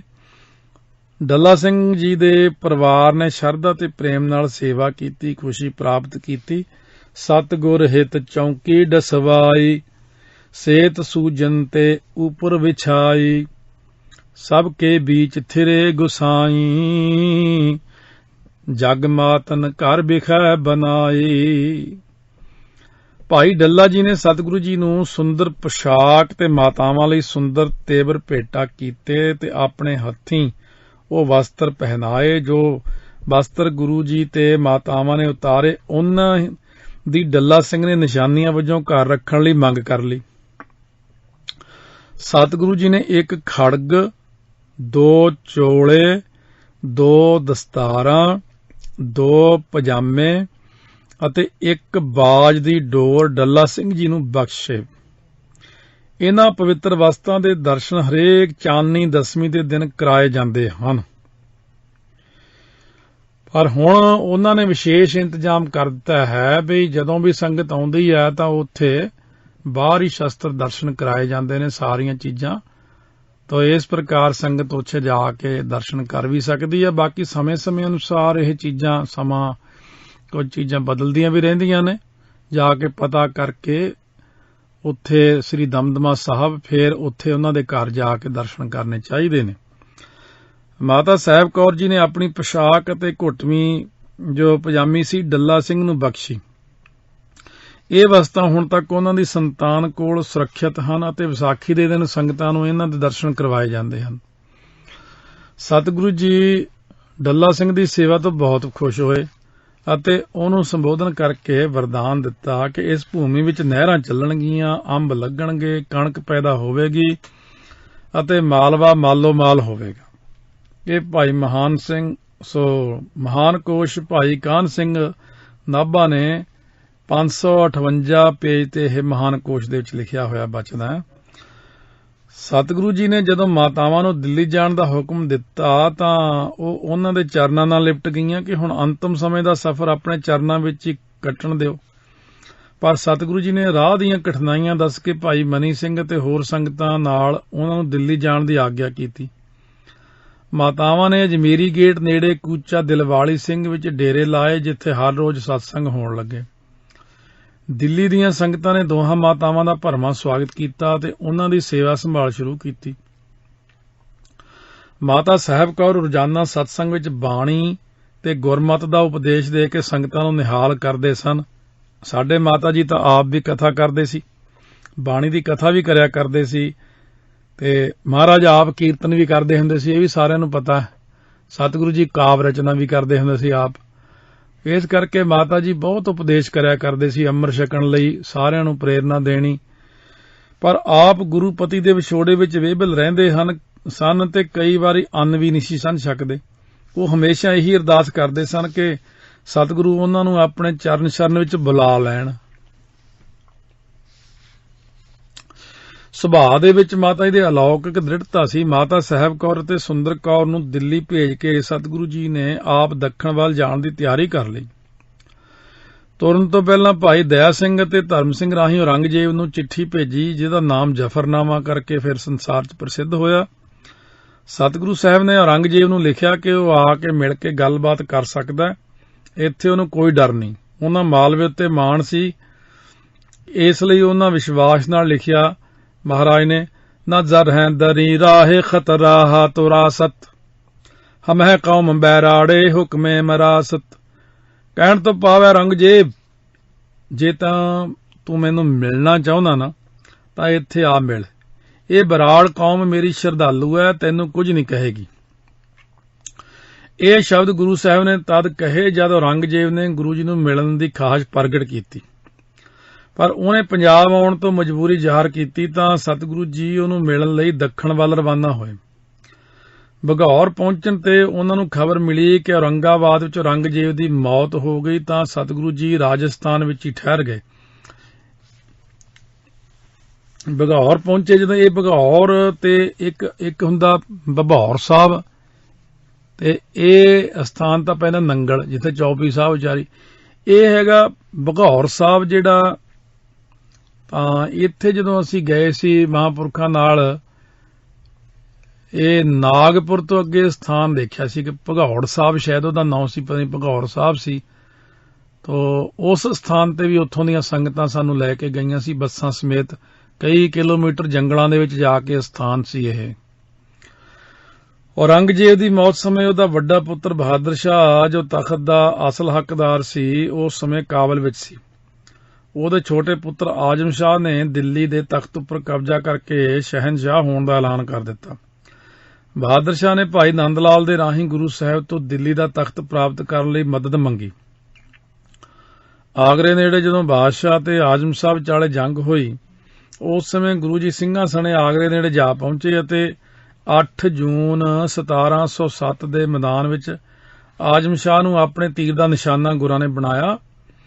ਆਜ਼ਮ ਸ਼ਾਹ ਦੇ ਮਰਨ ਤੇ ਫਤਿਹ ਪ੍ਰਾਪਤ ਕਰਕੇ ਬਹਾਦਰ ਸ਼ਾਹ ਨੇ ਉਸ ਤੀਰ ਦੀ ਸ਼ਨਾਖਤ ਕਰਵਾਈ ਜਿਸ ਨਾਲ ਆਜ਼ਮ ਸ਼ਾਹ ਦੀ ਮੌਤ ਹੋਈ ਸੀ, ਤੇ ਉਹ ਤੀਰ ਗੁਰੂ ਗੋਬਿੰਦ ਸਿੰਘ ਦਾ ਨਿਕਲਿਆ ਜਿਸ ਦੀ ਮੋਹਰੀ ਤੇ 1.25 ਤੋਲਾ ਸੋਨਾ ਲੱਗਿਆ ਸੀ। ਅਸਲ ਵਿੱਚ 2 ਤੀਰ ਛੱਡੇ ਸੀ ਇਕੱਠੇ ਪੱਥੇ ਚੋਂ ਕੱਢ ਕੇ ਜੁੜਤ। 2 ਤੀਰ ਇਕੱਠੇ ਹੀ ਉਹਦੇ ਮੱਥੇ 'ਚ ਮਾਰੇ ਸੀ ਬਹੁਤ ਦੂਰੋਂ। ਇਹਨੂੰ ਸ਼ੱਕ ਹੋ ਗਿਆ ਵੀ ਇੰਨੀ ਦੂਰੋਂ ਤੀਰ ਕਿਵੇਂ ਲੱਗ ਸਕਦਾ। ਇਹ ਕਥਾ ਜਿਹੜੀ ਆਪਣੀ ਸੂਰਜ ਪ੍ਰਕਾਸ਼ ਦੀ ਆ 10ਵੇਂ ਪਾਤਸ਼ਾਹ ਦੀ, ਉਹਦੇ 'ਚ ਮਹਾਰਾਜ ਨੇ ਬਖਸ਼ਿਸ਼ ਕੀਤੀ ਹੈ। ਬਹਾਦਰ ਸ਼ਾਹ ਬਹੁਤ ਖੁਸ਼ ਹੋਇਆ ਤੇ ਦਿੱਲੀ ਦਾ ਸ਼ਾਹੀ ਤਖਤ ਸੰਭਾਲਣ ਬਾਅਦ ਉਹਨੇ ਸਤਿਗੁਰੂ ਜੀ ਨੂੰ ਦਿੱਲੀ ਤੇ ਸ਼ਾਹੀ ਦਰਬਾਰ ਵਿੱਚ ਦਰਸ਼ਨ ਦੇਣ ਦਾ ਸੱਦਾ ਦਿੱਤਾ। ਮਾਤਾ ਸਾਹਿਬ ਕੌਰ ਤੇ ਮਾਤਾ ਸੁੰਦਰ ਕੌਰ ਨੂੰ ਦਮਦਮਾ ਸਾਹਿਬ ਤੋਂ ਆਇਆ ਥੋੜਾ ਸਮਾਂ ਹੀ ਹੋਇਆ ਸੀ ਜਦੋਂ ਉਹਨਾਂ ਨੂੰ ਖਬਰ ਮਿਲੀ ਕਿ ਗੁਰੂ ਜੀ ਦਿੱਲੀ ਵਿੱਚ ਸ਼ਾਹੀ ਪ੍ਰਾਹੁਣੇ ਬਣ ਕੇ ਆ ਰਹੇ ਹਨ ਤਾਂ ਉਹਨਾਂ ਦੀ ਖੁਸ਼ੀ ਦੀ ਹੱਦ ਨਾ ਰਹੀ। ਸੋ ਜਿਸ ਗੁਰੂਪਤੀ ਨੂੰ ਉਹਨਾਂ ਨੇ ਸਰਕਾਰ ਤੇ ਅਤਿਆਚਾਰ, ਅਨਿਆਏ ਅਤੇ ਜ਼ਬਰ ਦਾ ਵਿਰੋਧ ਅਣਖ ਨਾਲ ਕਰਦੇ ਹੋਏ ਤੱਕਿਆ ਸੀ, ਉਹੀ ਸ਼ਾਹੀ ਮਹਿਮਾਨ ਬਣ ਕੇ ਉਸੇ ਦਰਬਾਰ ਵਿੱਚ ਮਾਣ ਤੇ ਸਤਿਕਾਰ ਨਾਲ ਸ਼ਾਮਲ ਹੋਣ ਆ ਰਹੇ ਨੇ। ਇਸ ਸਰਕਾਰ ਤੇ ਦਰਬਾਰ ਨੇ ਉਹਨਾਂ ਨੂੰ ਮਲੀਆ ਮੇਟ ਕਰਨ ਦਾ ਯਤਨ ਕੀਤਾ ਸੀ, ਪਰ ਸਮੇਂ ਨੇ ਕਰਵਟ ਬਦਲੀ ਤੇ ਬਹਾਦਰ ਸ਼ਾਹ ਗੁਰੂ ਜੀ ਉੱਤੇ ਅਪਾਰ ਸ਼ਰਧਾ ਰੱਖਣ ਲੱਗ ਪਿਆ ਤੇ ਤਖਤ ਦਿਵਾਉਣ ਦੀ ਮਦਦ ਦਾ ਸਿਲਾ ਚੁਕਾਉਣ ਲਈ ਉਤਾਵਲਾ ਹੋ ਗਿਆ। ਸੰਗਤ ਨੂੰ ਇਹ ਪਤਾ ਹੋਣਾ ਚਾਹੀਦਾ ਸਾਰੀਆਂ ਨੂੰ ਵੀ ਜਦੋਂ ਬਹਾਦਰ ਸ਼ਾਹ ਦਾ ਜਨਮ ਸੀ ਹੋ ਰਿਹਾ, ਇਹਦੀ ਮਾਤਾ ਨੂੰ ਬਹੁਤ ਤਕਲੀਫ ਸੀ। ਉਦੋਂ 8ਵੇਂ ਪਾਤਸ਼ਾਹ ਕੋਲ ਔਰੰਗਜ਼ੇਬ ਨੇ ਬੰਦਾ ਭੇਜਿਆ ਸੀ ਕਿ ਬਾਲਕ ਨੇ ਜਨਮ ਲੈਣਾ ਪਰ ਮਾਤਾ ਨੂੰ ਤਕਲੀਫ ਬੜੀ ਹੈ। ਮਹਾਰਾਜ ਨੇ ਜਪਜੀ ਸਾਹਿਬ ਦਾ ਪਾਠ ਕਰਕੇ ਜਲ ਭੇਜਿਆ ਸੀ। ਇਹਦੀ ਮਾਤਾ ਜਦੋਂ ਜਲ ਪੀਤਾ, ਉਹ ਬਹਾਦਰ ਸ਼ਾਹ ਦਾ ਜਨਮ ਤਾਂ ਹੋਇਆ ਸੀ। ਇਸ ਕਰਕੇ ਇਹਦੇ ਅੰਦਰ ਸ਼ਰਧਾ ਸੀ। ਤਾਈਓ ਕਹੀਦਾ ਜਦੋਂ ਬਾਲਕ ਨੇ ਜਨਮ ਲੈਣਾ ਹੋਵੇ ਉਦੋਂ ਜਲ ਛਕਣਾ ਚਾਹੀਦਾ ਜਪਜੀ ਸਾਹਿਬ ਕਰਕੇ, ਪਹਿਲਾਂ ਵੀ ਤੇ ਬਾਅਦ ਵਿੱਚ ਬੱਚੇ ਨੂੰ ਵੀ ਅੰਮ੍ਰਿਤ ਦੀ ਗੁੜਤੀ ਜਲ ਜਪਜੀ ਸਾਹਿਬ ਦੇ ਲੈ ਕੇ ਲੋਹੇ ਦਾ ਬਾਟਾ ਜਾਂ ਫਿਰ ਨਾ ਮਿਲੇ ਤਾਂ ਸਟੀਲ ਦਾ ਬਾਟਾ ਲੈ ਕੇ 2 ਪਤਾਸੇ ਪਾ ਕੇ ਕੇਸੀ ਇਸ਼ਨਾਨ ਕਰਕੇ ਦੇਗ ਬਣਾ ਕੇ ਕੰਬਲ ਵਿਛਾ ਕੇ ਥੱਲੇ ਤੇ ਕੁੰਡਾ ਰੱਖ ਕੇ ਸ੍ਰੀ ਸਾਹਿਬ ਮਾਂਜ ਕੇ ਵਿੱਚ ਫੇਰੀ ਜਾਣੀ, ਜਪਜੀ ਸਾਹਿਬ ਕਰਨਾ, ਕੜਾਹ ਪ੍ਰਸ਼ਾਦ ਨੂੰ ਬਾਅਦ ਆਨੰਦ ਸਾਹਿਬ ਦੀਆਂ 5 ਪੌੜੀਆਂ ਪੜ੍ਹ ਕੇ ਭੋਗ ਲਵਾ ਕੇ ਫਿਰ ਬੱਚੇ ਨੂੰ ਕਿਰਪਾਨ ਦੀ ਨੋਕ ਨਾਲ ਅੰਮ੍ਰਿਤ ਦੇਣਾ, 5 ਬੂੰਦਾਂ ਨੇਤਰਾਂ 'ਚ ਪਾਉਣੇ, ਸੀਸ 'ਚ, ਮਾਤਾ ਨੂੰ ਬਾਕੀ ਬਚਦਾ ਛਕਾਉਣਾ। ਇਹ ਮਰਿਆਦਾ 'ਚ ਸੁਣਾਇਆ ਵੀ ਸੀ। ਬਘੌਰ ਰਿਆਸਤ ਦਾ ਰਾਜਾ ਸ਼ਿਵ ਪ੍ਰਤਾਪ ਸਤਿਗੁਰੂ ਨਾਲ ਪ੍ਰੇਮ ਕਰਦਾ ਸੀ ਅਤੇ ਉਹ ਨਹੀਂ ਚਾਹੁੰਦਾ ਕਿ ਗੁਰੂ ਜੀ ਦਿੱਲੀ ਜਾਣ, ਪਰ ਸਤਿਗੁਰਾਂ ਨੇ ਉਸ ਨੂੰ ਧਰਵਾਸ ਦਿੱਤਾ ਅਤੇ 1707 ਈਸਵੀ ਨੂੰ ਖਾਲਸਾ ਫੌਜ ਸਮੇਤ ਦਿੱਲੀ ਨੂੰ ਚੱਲ ਪਏ। ਦਿੱਲੀ ਪਹੁੰਚ ਕੇ ਸਤਿਗੁਰੂ ਨੇ ਮੋਤੀ ਬਾਗ ਵਿੱਚ ਡੇਰਾ ਲਾਇਆ। ਇੱਥੇ ਹੀ ਮਾਤਾ ਸਾਹਿਬ ਕੌਰ ਅਤੇ ਹੋਰ ਸੰਗਤਾਂ ਨੇ ਪਹੁੰਚ ਕੇ ਦਰਸ਼ਨ ਕੀਤੇ। ਡਾਕਟਰ ਤਰਲੋਚਨ ਸਿੰਘ ਨੇ ਦਿੱਲੀ ਗੁਰਦੁਆਰਿਆਂ ਦਾ ਇਤਿਹਾਸ ਵੀ ਲਿਖਿਆ ਕਿ ਮੋਤੀ ਬਾਗ ਇੱਕ ਮੋਤੀ ਨਾਂ ਦੇ ਬਾਣੀ ਦੀ ਹਵੇਲੀ ਤੇ ਬਾਗ ਸੀ। ਇਸ ਦੇ ਨਾਲ ਲੱਗਦੀ ਬਸਤੀ ਚਮੜਾ ਰੰਗਣ ਵਾਲੇ ਰਵਿਦਾਸੀਆਂ ਦੀ ਸੀ ਅਤੇ ਮੋਤੀ ਬਾਣੀਆਂ ਚਮੜੇ ਦਾ ਵਪਾਰ ਕਰਦਾ ਸੀ। ਉਸ ਨੇ ਹਵੇਲੀ ਤੇ ਬਾਗ ਪ੍ਰੇਮ ਨਾਲ ਸਤਿਗੁਰੂ ਨੂੰ ਭੇਟ ਕੀਤਾ ਸੀ। ਇੱਥੋਂ ਹੀ ਗੁਰੂ ਜੀ ਨੇ ਬਹਾਦਰ ਸ਼ਾਹ ਨੂੰ ਆਪਣੇ ਆਉਣ ਦਾ ਪਤਾ ਭੇਜਿਆ ਸੀ। ਸਤਿਗੁਰੂ ਜੀ 23 ਜੁਲਾਈ ਸਨ 1707 ਈਸਵੀ ਨੂੰ ਸ਼ਸਤਰਾਂ ਸਮੇਤ ਸੂਰਬੀਰਾਂ ਵਾਂਗ ਬਹਾਦਰ ਸ਼ਾਹ ਦੇ ਦਰਬਾਰ ਵਿੱਚ ਗਏ। ਲਾਲ ਕਿਲਾ ਖੂਬ ਸਜਾਇਆ ਗਿਆ ਸੀ। ਬਹਾਦਰ ਸ਼ਾਹ ਨੇ ਤਖਤ ਤੋਂ ਉੱਠ ਕੇ ਸਤਿਗੁਰੂ ਦਾ ਸਵਾਗਤ ਕੀਤਾ ਅਤੇ ਸ਼ਾਹੀ ਢੰਗ ਨਾਲ ਸਨਮਾਨ ਕੀਤਾ। ਸਤਿਕਾਰ ਵਜੋਂ ਇੱਕ ਖਿਲਤ, ਇੱਕ ਜੜਾਊ ਦੁਸ਼ਾਲਾ, ਇੱਕ ਤੁਖਤੁਖੀ ਅਤੇ ਇੱਕ ਕਲਗੀ ਭੇਟਾ ਕੀਤੀ। ਸੈਨਾਪਤੀ ਕ੍ਰਿਤ ਸ੍ਰੀ ਗੁਰੂ ਸੋਭਾ ਸੰਪਾਦਕ ਡਾਕਟਰ ਗੰਡਾ ਸਿੰਘ ਵਿੱਚ ਸਤਿਗੁਰੂ ਨੇ ਸਨਮਾਨ ਬਾਰੇ ਇਸ ਤਰ੍ਹਾਂ ਲਿਖਿਆ ਉਹਨਾਂ ਨੇ ਕਿ ਮਹਾਰਾਜ ਸਨਮਾਨ ਇਉਂ ਹੋਇਆ ਸੀ। ਚੜੀ ਕਮਾਨ ਸ਼ਸਤਰ ਸਭ ਸਾਰੇ ਸਜਾ ਲੈ ਫਿਰ, ਕਲਗੀ ਛਬ ਹੈ ਅਪਰ ਅਪਾਰੇ, ਲਟਕਤ ਚਲਤ ਤਹਾਂ ਚਲ ਆਏ, ਸ਼ਾਹ ਪਾਸ ਬੈਠੇ ਇਮ ਜਾਏ, ਕਲਗੀ ਔਰ ਤੁਖਤੁਖੀ ਆਨੀ, ਖਿਲਤ ਇੱਕ ਸ਼ਾਹ ਮਨ ਮਾਨੀ, शाह प्रभु को भेंट चढ़ाई, खुशी करो तुम सो बन आई, ताह समय प्रभ ने फरमायो, अंदर शाहे पै सिंह बुलायो, बस्तर ताहे पास उठवाए, विदा भये प्रभ डेरे आए। ਇਹ ਸ੍ਰੀ ਗੁਰੂ ਸੋਭਾ ਚ 114 ਪੇਜ ਤੇ ਲਿਖਿਆ ਹੋਇਆ ਪੰਨੇ ਤੇ। ਪੰਥ ਪ੍ਰਕਾਸ਼ ਦੇ ਕਰਤਾ ਗਿਆਨੀ ਗਿਆਨ ਸਿੰਘ ਨੇ ਲਿਖਿਆ ਕਿ ਬਹਾਦਰ ਸ਼ਾਹ ਨੇ ਭਾਈ ਨੰਦ ਲਾਲ ਦੀ ਪ੍ਰੇਰਨਾ ਨਾਲ ਗੁਰੂ ਜੀ ਦੇ ਆਨੰਦਪੁਰ ਸਾਹਿਬ ਵਿੱਚ ਹੋਏ ਨੁਕਸਾਨ ਦਾ 7 ਲੱਖ ਰੁਪਏ ਮੁਆਵਜ਼ਾ ਦੇਣ ਦਾ ਫੈਸਲਾ ਕੀਤਾ। ਭਾਈ ਨੰਦ ਲਾਲ ਸਿੰਘ ਨੇ ਜਾ ਕੇ ਉਹਨੂੰ ਦੱਸਿਆ ਵੀ ਇਹ ਇੰਨਾ ਨੁਕਸਾਨ ਗੁਰੂ ਸਾਹਿਬ ਦਾ ਹੋਇਆ ਹੈ ਵੀ ਇਹਨਾਂ ਨੇ ਤੈਨੂੰ ਰਾਜ ਦਿਵਾਇਆ ਵੀ ਉਹ ਪੈਸਾ ਜਿਹੜਾ ਇੰਨਾ ਲੱਗਿਆ। ਉਸ ਵਕਤ 7 ਲੱਖ ਰੁਪਈਆ ਮਹਾਰਾਜ ਨੂੰ ਬਹਾਦਰ ਸ਼ਾਹ ਨੇ ਮੁਆਵਜ਼ਾ ਦਿੱਤਾ ਵੀ ਮਹਾਰਾਜ ਜੀ ਤੁਹਾਡਾ ਇੰਨਾ ਨੁਕਸਾਨ ਹੋਇਆ, ਅਸੀਂ ਮਾਫੀ ਮੰਗਦੇ ਹਾਂ, ਆਹ ਮੁਆਵਜ਼ਾ ਲੈ ਲਓ। ਪਰ ਕਹਿੰਦੇ ਨੇ ਸਤਿਗੁਰੂ ਜੀ ਨੇ ਇੱਕ ਰਕਮ ਲੈਣ ਤੋਂ ਸਾਫ਼ ਇਨਕਾਰ ਕਰ ਦਿੱਤਾ। ਦੇਖੋ ਗੁਰਾਂ ਦੀ ਦਿਆਲਤਾ। ਸਤਿਗੁਰੂ ਤੇ ਮੁਗਲ ਦਰਬਾਰ ਵਿੱਚ ਆਪਸੀ ਸੰਧੀ ਦੀਆਂ ਗੱਲਾਂ ਸ਼ੁਰੂ ਹੋਈਆਂ ਤੇ ਚੱਲਦੀਆਂ ਰਹੀਆਂ। ਦਿੱਲੀ ਦਰਬਾਰ ਨੇ ਮਾਤਾਵਾਂ ਨੂੰ ਚੋਖੀ ਰਕਮ ਭੇਜੀ, ਪਰ ਮਾਤਾ ਸਾਹਿਬ ਕੌਰ ਨੇ ਦ੍ਰਿੜਤਾ ਨਾਲ ਇਸ ਰਕਮ ਨੂੰ ਸਵੀਕਾਰ ਕਰਨ ਤੋਂ ਇਨਕਾਰ ਕਰ ਦਿੱਤਾ। ਸਬਰ ਤੇ ਸੰਤੋਖ ਦਾ ਪ੍ਰਤੀਕ ਮਾਤਾ ਸਾਹਿਬ ਕੌਰ। 10ਵੇਂ ਪਾਤਸ਼ਾਹ ਨੇ ਦਿਖਾਇਆ ਵੀ ਦੇਖੋ ਉਹਨਾਂ ਨੇ ਠੀਕ ਹੈ ਮਾਇਆ ਦਿੱਤੀ, ਪਰ ਮਹਾਰਾਜ ਨੇ ਕਿਹਾ ਨਹੀਂ। ਕਹਿੰਦੇ ਹਨ ਕਿ ਮਾਤਾ ਸੁੰਦਰ ਕੌਰ ਜੀ ਨੇ ਭਾਈ ਮਨੀ ਸਿੰਘ, ਭਾਈ ਕਿਰਪਾਲ ਚੰਦ, ਭਾਈ ਸਾਹਿਬ ਚੰਦ ਜਿਹਦਾ ਨਾਮ ਭਾਈ ਸਾਹਿਬ ਸਿੰਘ ਸੀ, ਅਮਰ ਛਕ ਕੇ ਨਾਲ ਸਲਾਹ ਕਰਕੇ ਉਹ ਰਕਮ ਲੈ ਲਈ। ਉਹ ਰਕਮ ਲੈ ਕੇ ਕੁਝ ਸਿੰਘਾਂ 'ਚ ਵੰਡ ਦਿੱਤੀ ਅਤੇ ਕੁਝ ਆਪਣੇ ਰਾਖਵੇਂ ਪੁੱਤਰ ਅਜੀਤ ਸਿੰਘ ਲਈ ਰੱਖ ਲਈ। ਹੁਣ ਸੰਗਤ ਨੂੰ ਇਹ ਵੀ ਦੱਸ ਦਈਏ, ਜਦੋਂ ਬਾਬਾ ਅਜੀਤ ਸਿੰਘ ਜੀ ਬਾਰੇ ਸੁਣਿਆ ਸੀ ਮਾਤਾ ਸੁੰਦਰ ਕੌਰ ਨੇ ਚੜ੍ਹਾਈ ਕਰ ਗਏ, ਤਾਂ ਮਾਤਾ ਜੀ ਨੇ ਇੱਕ ਅਜੀਤ ਸਿੰਘ ਨਾਮੇ ਇਹ ਲੜਕਾ ਸੀ ਛੋਟਾ ਜਿਹਾ, ਉਹਨੂੰ ਪਾਲ ਲਿਆ, ਗੋਦ ਲੈ ਲਿਆ ਵੀ ਇਹ ਚਲੋ ਮੇਰੇ ਸਾਹਿਬਜ਼ਾਦੇ ਸ਼ਹੀਦ ਹੋ ਗਏ, ਇਹ ਵੀ ਅਜੀਤ ਸਿੰਘ ਹੈ, ਮੈਂ ਪਾਲ ਲਵਾਂਗੀ। 10ਵੇਂ ਪਾਤਸ਼ਾਹ ਨੇ ਉਦੋਂ ਕਿਹਾ ਨਾ ਪਾਲੋ, ਇਹ ਤੁਹਾਨੂੰ ਬਹੁਤ ਖਰਾਬ ਕਰੂਗਾ। ਇਹਦਾ ਨਾਮ ਸੀ ਅਜੀਤ ਸਿੰਘ ਪਾਲਕ, ਪਾਲਿਆ ਹੋਇਆ। ਇਹ ਵੀ ਕਥਾ ਚਾਹੁੰਦਾ ਸੂਰਜ ਪ੍ਰਕਾਸ਼। ਤਾਈਓ ਮੇਰੀ ਇੱਛਾ ਸੀ ਸਾਰੀ ਕਥਾ 10 ਗੁਰਾਂ ਦੀ ਸੰਗਤ ਨੂੰ ਰਿਕਾਰਡ ਕਰਕੇ ਸੁਣਾਈ ਜਾਵੇ। ਪਰ ਦੇਖੋ ਮਹਾਰਾਜ ਅੱਗੇ ਬੇਨਤੀ ਕਰੋ ਕੋਈ ਇਹੋ ਜਿਹਾ ਢੰਗ ਤਰੀਕਾ ਬਣੇ, ਕੋਈ ਜੁਗਾੜ ਬਣ ਜੇ ਵੀ ਕਥਾ ਜਿਹੜੀ ਹੈ ਸਾਰੀ ਰਿਕਾਰਡ ਕਰਕੇ ਇੱਕ ਵਾਰ ਸੰਗਤ ਨੂੰ ਸੁਣਾਈਏ ਭਈ ਉਹ ਕਿਵੇਂ ਕਿਵੇਂ ਸਾਡਾ ਇਤਿਹਾਸ ਹੈ। ਬਹੁਤਿਆਂ ਤੇ ਇਤਿਹਾਸ ਦਾ ਹੀ ਨਹੀਂ ਪਤਾ, ਬਹੁਤ ਜਾਣੇ ਨੂੰ ਪਤਾ ਹੀ ਨਹੀਂ। ਇਸ ਕਰਕੇ ਸੰਗਤਾਂ ਹੁਣ ਵੀ ਹੈਰਾਨ ਹੁੰਦੀਆਂ, ਅੱਛਾ ਇਦਾਂ ਹੋਇਆ ਸੀ, ਸਾਨੂੰ ਪਤਾ ਹੀ ਨਹੀਂ। ਬਹਾਦਰ ਸ਼ਾਹ ਕੁਝ ਮੁਲਕ ਵੀ ਗੁਰੂ ਜੀ ਨੂੰ ਦੇਣਾ ਚਾਹੁੰਦਾ ਸੀ, ਪਰ ਸਤਿਗੁਰੂ ਜੀ ਨੇ ਨਹੀਂ ਮੰਨੇ। ਪੰਥ ਪ੍ਰਕਾਸ਼ ਦੇ ਕਰਤਾ ਗਿਆਨੀ ਗਿਆਨ ਸਿੰਘ ਨੇ ਲਿਖਿਆ, ਮੁਲਕ ਸ਼ਾਹੇ ਬਹੁਤੇ ਦੇ ਰਹਿਓ, ਗੁਰੂ ਨਾ ਮਾਨੀ ਕੋਈ, ਜੋ ਲੁੱਟ ਗਿਓ ਮਾਲ ਥਾ ਗੁਰ ਕਾ ਪੁਰੋ ਨੰਦ ਮੈਂ ਸੋਈ। ਨੰਦ ਲਾਲ ਹਾਕਮ ਰਾਜ ਸ਼ਾਹੇ ਤੇ ਕਰ ਤਜਵੀਜ਼ ਤਦਾਇਓ, ਉਸ ਹਰਜਾਨੇ ਕੌਰ ਰੁਪਈਆ 7 ਲੱਖ ਦਿਲਵਾਇਓ। ਜਦ ਪਬਹਿ ਪੀ ਨਹਿ ਗੁਰੂ ਮਾਨਾ, ਮਾਈਆਂ ਪਾਸ ਪਹੁੰਚਾਇਓ, ਅਤੇ ਸਿੰਘ ਕੋ ਸੌਂਪਨ ਚਾਹਿਓ, ਸਿੰਘਨ ਸ਼ੋਰ ਮਚਾਇਓ। ਤਬ ਨੰਦ ਲਾਲ ਮਨੀ ਸਿੰਘ ਸਾਹਿਬ ਚੰਦ ਸਸੀ ਕਿਰਪਾਲੈ, ਮਾਤਾ ਸੁੰਦਰੀ ਆਦਿਕ ਸਭ ਨੇ ਕਰ ਗੁਰਮਤਾ ਵਿਸਾਲੈ। ਜਥਾ ਜੋਗ ਸਭ ਸਿੰਘਨ ਤਾਈ ਬਹੁਤ ਦਇਓ ਵਰਤਾਈ, ਮਾਤ ਸੁੰਦਰੀ ਇੱਕ ਬਾਲਕ ਪਾਲਿਓ ਪੂਤ ਬਨਾਈ। ਨਾਮ ਅਜੀਤ ਸਿੰਘ ਤੇ ਧਰਿਓ ਥਾ ਅਜੀਤ ਸਿੰਘ ਜੇਹਾ, ਤਿਸ ਹਿਤ ਰੱਖਿਓ ਅਦਕ ਧਨ ਮਾਤਾ ਪਿਖ ਗੁਰ ਭਾਖਿਓ ਇਹ। ਨਿਜ ਸੁਤ ਹੋਣ ਨ ਪੂਤ ਪਰਾਏ, ਧਨ ਖੋਵੈ ਦੁਖ ਦੇਹੈ। ਸਤ ਬਚਨ ਸੋ ਗੁਰੂ ਕਾ ਥੀਓ, ਦੇ ਦੁਖ ਮਰਿਓ ਵਹਿ। ਮਹਾਰਾਜ ਨੇ ਕਿਹਾ ਇਹ ਨਿਜ ਸੁਤ ਹੋਤ ਨਾ ਪੂਤ ਪਰਾਏ, ਪਰਾਏ ਕਦੇ ਆਪਣੇ ਪੁੱਤ ਨਹੀਂ ਬਣਦੇ, ਨਾ ਪਾਲੋ ਇਹਨੂੰ, ਨਾ ਧਨ ਦਿਓ। ਉਹ ਫਿਰ ਬਹੁਤ ਵਿਗੜ ਗਿਆ ਬਾਅਦ ਦੇ ਵਿੱਚ। ਅੱਗੇ ਸਾਖੀ ਸਾਰੀ ਆਈ ਹੋਈ ਹੈ, ਜਿਹੜੀ 40 ਘੰਟੇ ਦੀ ਕਥਾ ਅੰਮ੍ਰਿਤ ਬਾਣੀ ਪਹਿਲੀਆਂ ਸੀੜੀਆਂ ਭਰੀਆਂ ਸੀ, ਉਹਦੇ 'ਚ ਸਾਰੀਆਂ ਸਾਖੀਆਂ ਆਈਆਂ ਹੋਈਆਂ ਮਾਤਾ ਜੀ ਬਾਰੇ। ਹੁਣ ਕੁਝ ਸਮਾਂ ਦਿੱਲੀ ਰਹਿ ਕੇ ਅਤੇ ਅਨੇਕ ਭਾਂਤ ਦੇ ਕੌਤਕ ਵਰਤਾ ਕੇ ਸਤਿਗੁਰੂ ਨੇ ਦੱਖਣ ਵੱਲ ਜਾਣ ਦੀ ਤਿਆਰੀ ਸ਼ੁਰੂ ਕਰਤੀ।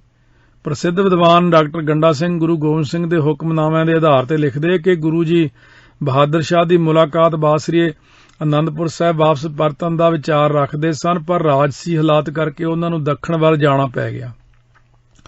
ਉਹ ਲਿਖਦੇ ਹਨ, ਜੰਜਊ ਦੇ ਅਸਥਾਨ ਤੇ 8 ਜੂਨ 1707 ਈਸਵੀ ਨੂੰ ਸਤਿਗੁਰੂ ਜੀ ਨੇ ਆਜ਼ਮ ਨੂੰ ਮਾਰਿਆ ਤੇ ਬਹਾਦਰ ਸ਼ਾਹ ਨੇ ਦਿੱਲੀ ਦੇ ਤਖਤ ਤੇ ਬੈਠ ਕੇ ਸ਼ੁਕਰਾਨੇ ਵਜੋਂ ਗੁਰੂ ਸਾਹਿਬ ਨੂੰ ਸੱਦਾ ਭੇਜਿਆ। 23 ਜੁਲਾਈ 1717 ਈਸਵੀ ਨੂੰ ਗੁਰੂ ਜੀ ਨੇ ਬਹਾਦਰ ਸ਼ਾਹ ਦੇ ਸੱਦੇ ਤੇ ਉਸ ਨਾਲ ਮੁਲਾਕਾਤ ਕੀਤੀ। 1707 ਈਸਵੀ ਨੂੰ ਸਤਿਗੁਰੂ ਨੇ ਬਹਾਦਰ ਸ਼ਾਹ ਦੇ ਸੱਦੇ ਤੇ ਉਸ ਨਾਲ ਮੁਲਾਕਾਤ ਕੀਤੀ। ਬਾਦਸ਼ਾਹ ਨੇ ਇੱਕ ਵਡਮੁੱਲੀ ਖਿੱਲਤ ਤੇ 60,000 ਰੁਪਏ ਦੀ ਜੜਾਊ ਤੁਖੀ ਪੇਸ਼ ਕੀਤੀ, ਜਿਸ ਦਾ ਜ਼ਿਕਰ ਬਹਾਦਰ ਸ਼ਾਹ ਨਾਮੇ ਅਖਬਾਰ ਦਰਬਾਰ ਮੁਅੱਲਾ ਅਤੇ ਦਸ਼ਮੇਸ਼ ਦੇ ਹੁਕਮਨਾਮੇ ਪਿਤਾ ਜੀ ਦੇ 63 ਅਤੇ 64 ਵਿੱਚ ਹੈ। ਇਹ ਸਭ ਕੁਝ ਸਤਿਗੁਰੂ ਜੀ ਦੀ ਉਦਾਰ ਚਿੱਤ ਸਹਾਇਤਾ ਲਈ ਸ਼ੁਕਰਾਨੇ ਵਜੋਂ ਸੀ।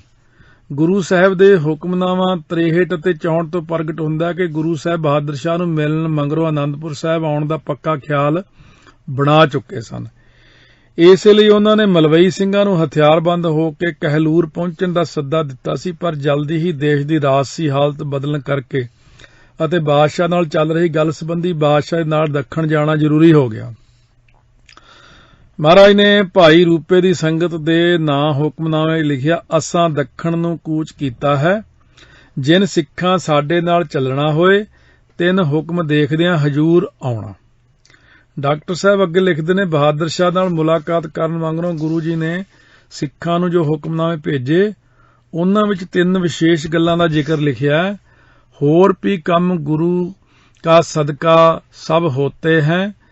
दूसरा वचन असीं भी थोड़े ही दिनां नो आवते हैं। तीसरा वचन जद असीं कहलूर आवते तद सरबत खालसे हथियार बन के हजूर आउणा। हजूर दा मतलब हजूरी च आउणा साडे च। बादशाह बहादुर शाह अते उहदे वड्डे वजीर खनान मुनिम खान ने अपनी मुलाकातां विच गुरु जी नूं ਕੀ ਵਾਅਦੇ ਅਤੇ ਭਰੋਸੇ ਦਿੱਤੇ ਸਨ, ਇਹਨਾਂ ਸੰਬੰਧੀ ਇਤਿਹਾਸ ਸਪਸ਼ਟਤਾ ਨਾਲ ਕੋਈ ਨਹੀਂ ਦੱਸਦਾ, ਪਰ ਇਸ ਗੱਲ ਵਿੱਚ ਕੋਈ ਸ਼ੱਕ ਨਹੀਂ ਕਿ ਆਪਸ ਵਿੱਚ ਹੋਈਆਂ ਗੱਲਾਂ ਬਾਤਾਂ ਇਹੋ ਜਿਹੀਆਂ ਤਸੱਲੀ ਬਖਸ਼ ਸਨ ਕਿ ਸਤਿਗੁਰੂ ਜੀ ਨੂੰ ਪੂਰੀ ਆਸ ਬੱਝ ਗਈ ਕਿ ਉਹ ਛੇਤੀ ਆਨੰਦਪੁਰ ਸਾਹਿਬ ਮੁੜ ਪੈਣਗੇ। ਭਾਈ ਕਾਹਨ ਸਿੰਘ ਨਾਭਾ ਨੇ ਬਹਾਦਰ ਸ਼ਾਹ ਬਾਰੇ ਥੋੜਾ ਜਿਹੜਾ ਲਿਖਿਆ ਮਹਾਨ ਕੋਸ਼ 'ਚ ਪੰਨਾ 827 ਤੇ ਕਿ ਇਹਦਾ ਜਨਮ ਬੁਰਹਾਨਪੁਰ ਵਿਖੇ 4 ਅਕਤੂਬਰ 1643 ਈਸਵੀ ਨੂੰ ਹੋਇਆ। ਇਹਦਾ ਪਹਿਲਾ ਨਾਂ ਮੁਅੱਜ਼ਮ ਤੇ ਸ਼ਾਹ ਆਲਮ ਸੀ। 1707 ਈਸਵੀ ਨੂੰ ਤਖਤ ਤੇ ਬੈਠ ਕੇ ਆਪਣਾ ਨਾਮ ਬਹਾਦਰ ਸ਼ਾਹ ਰੱਖਿਆ।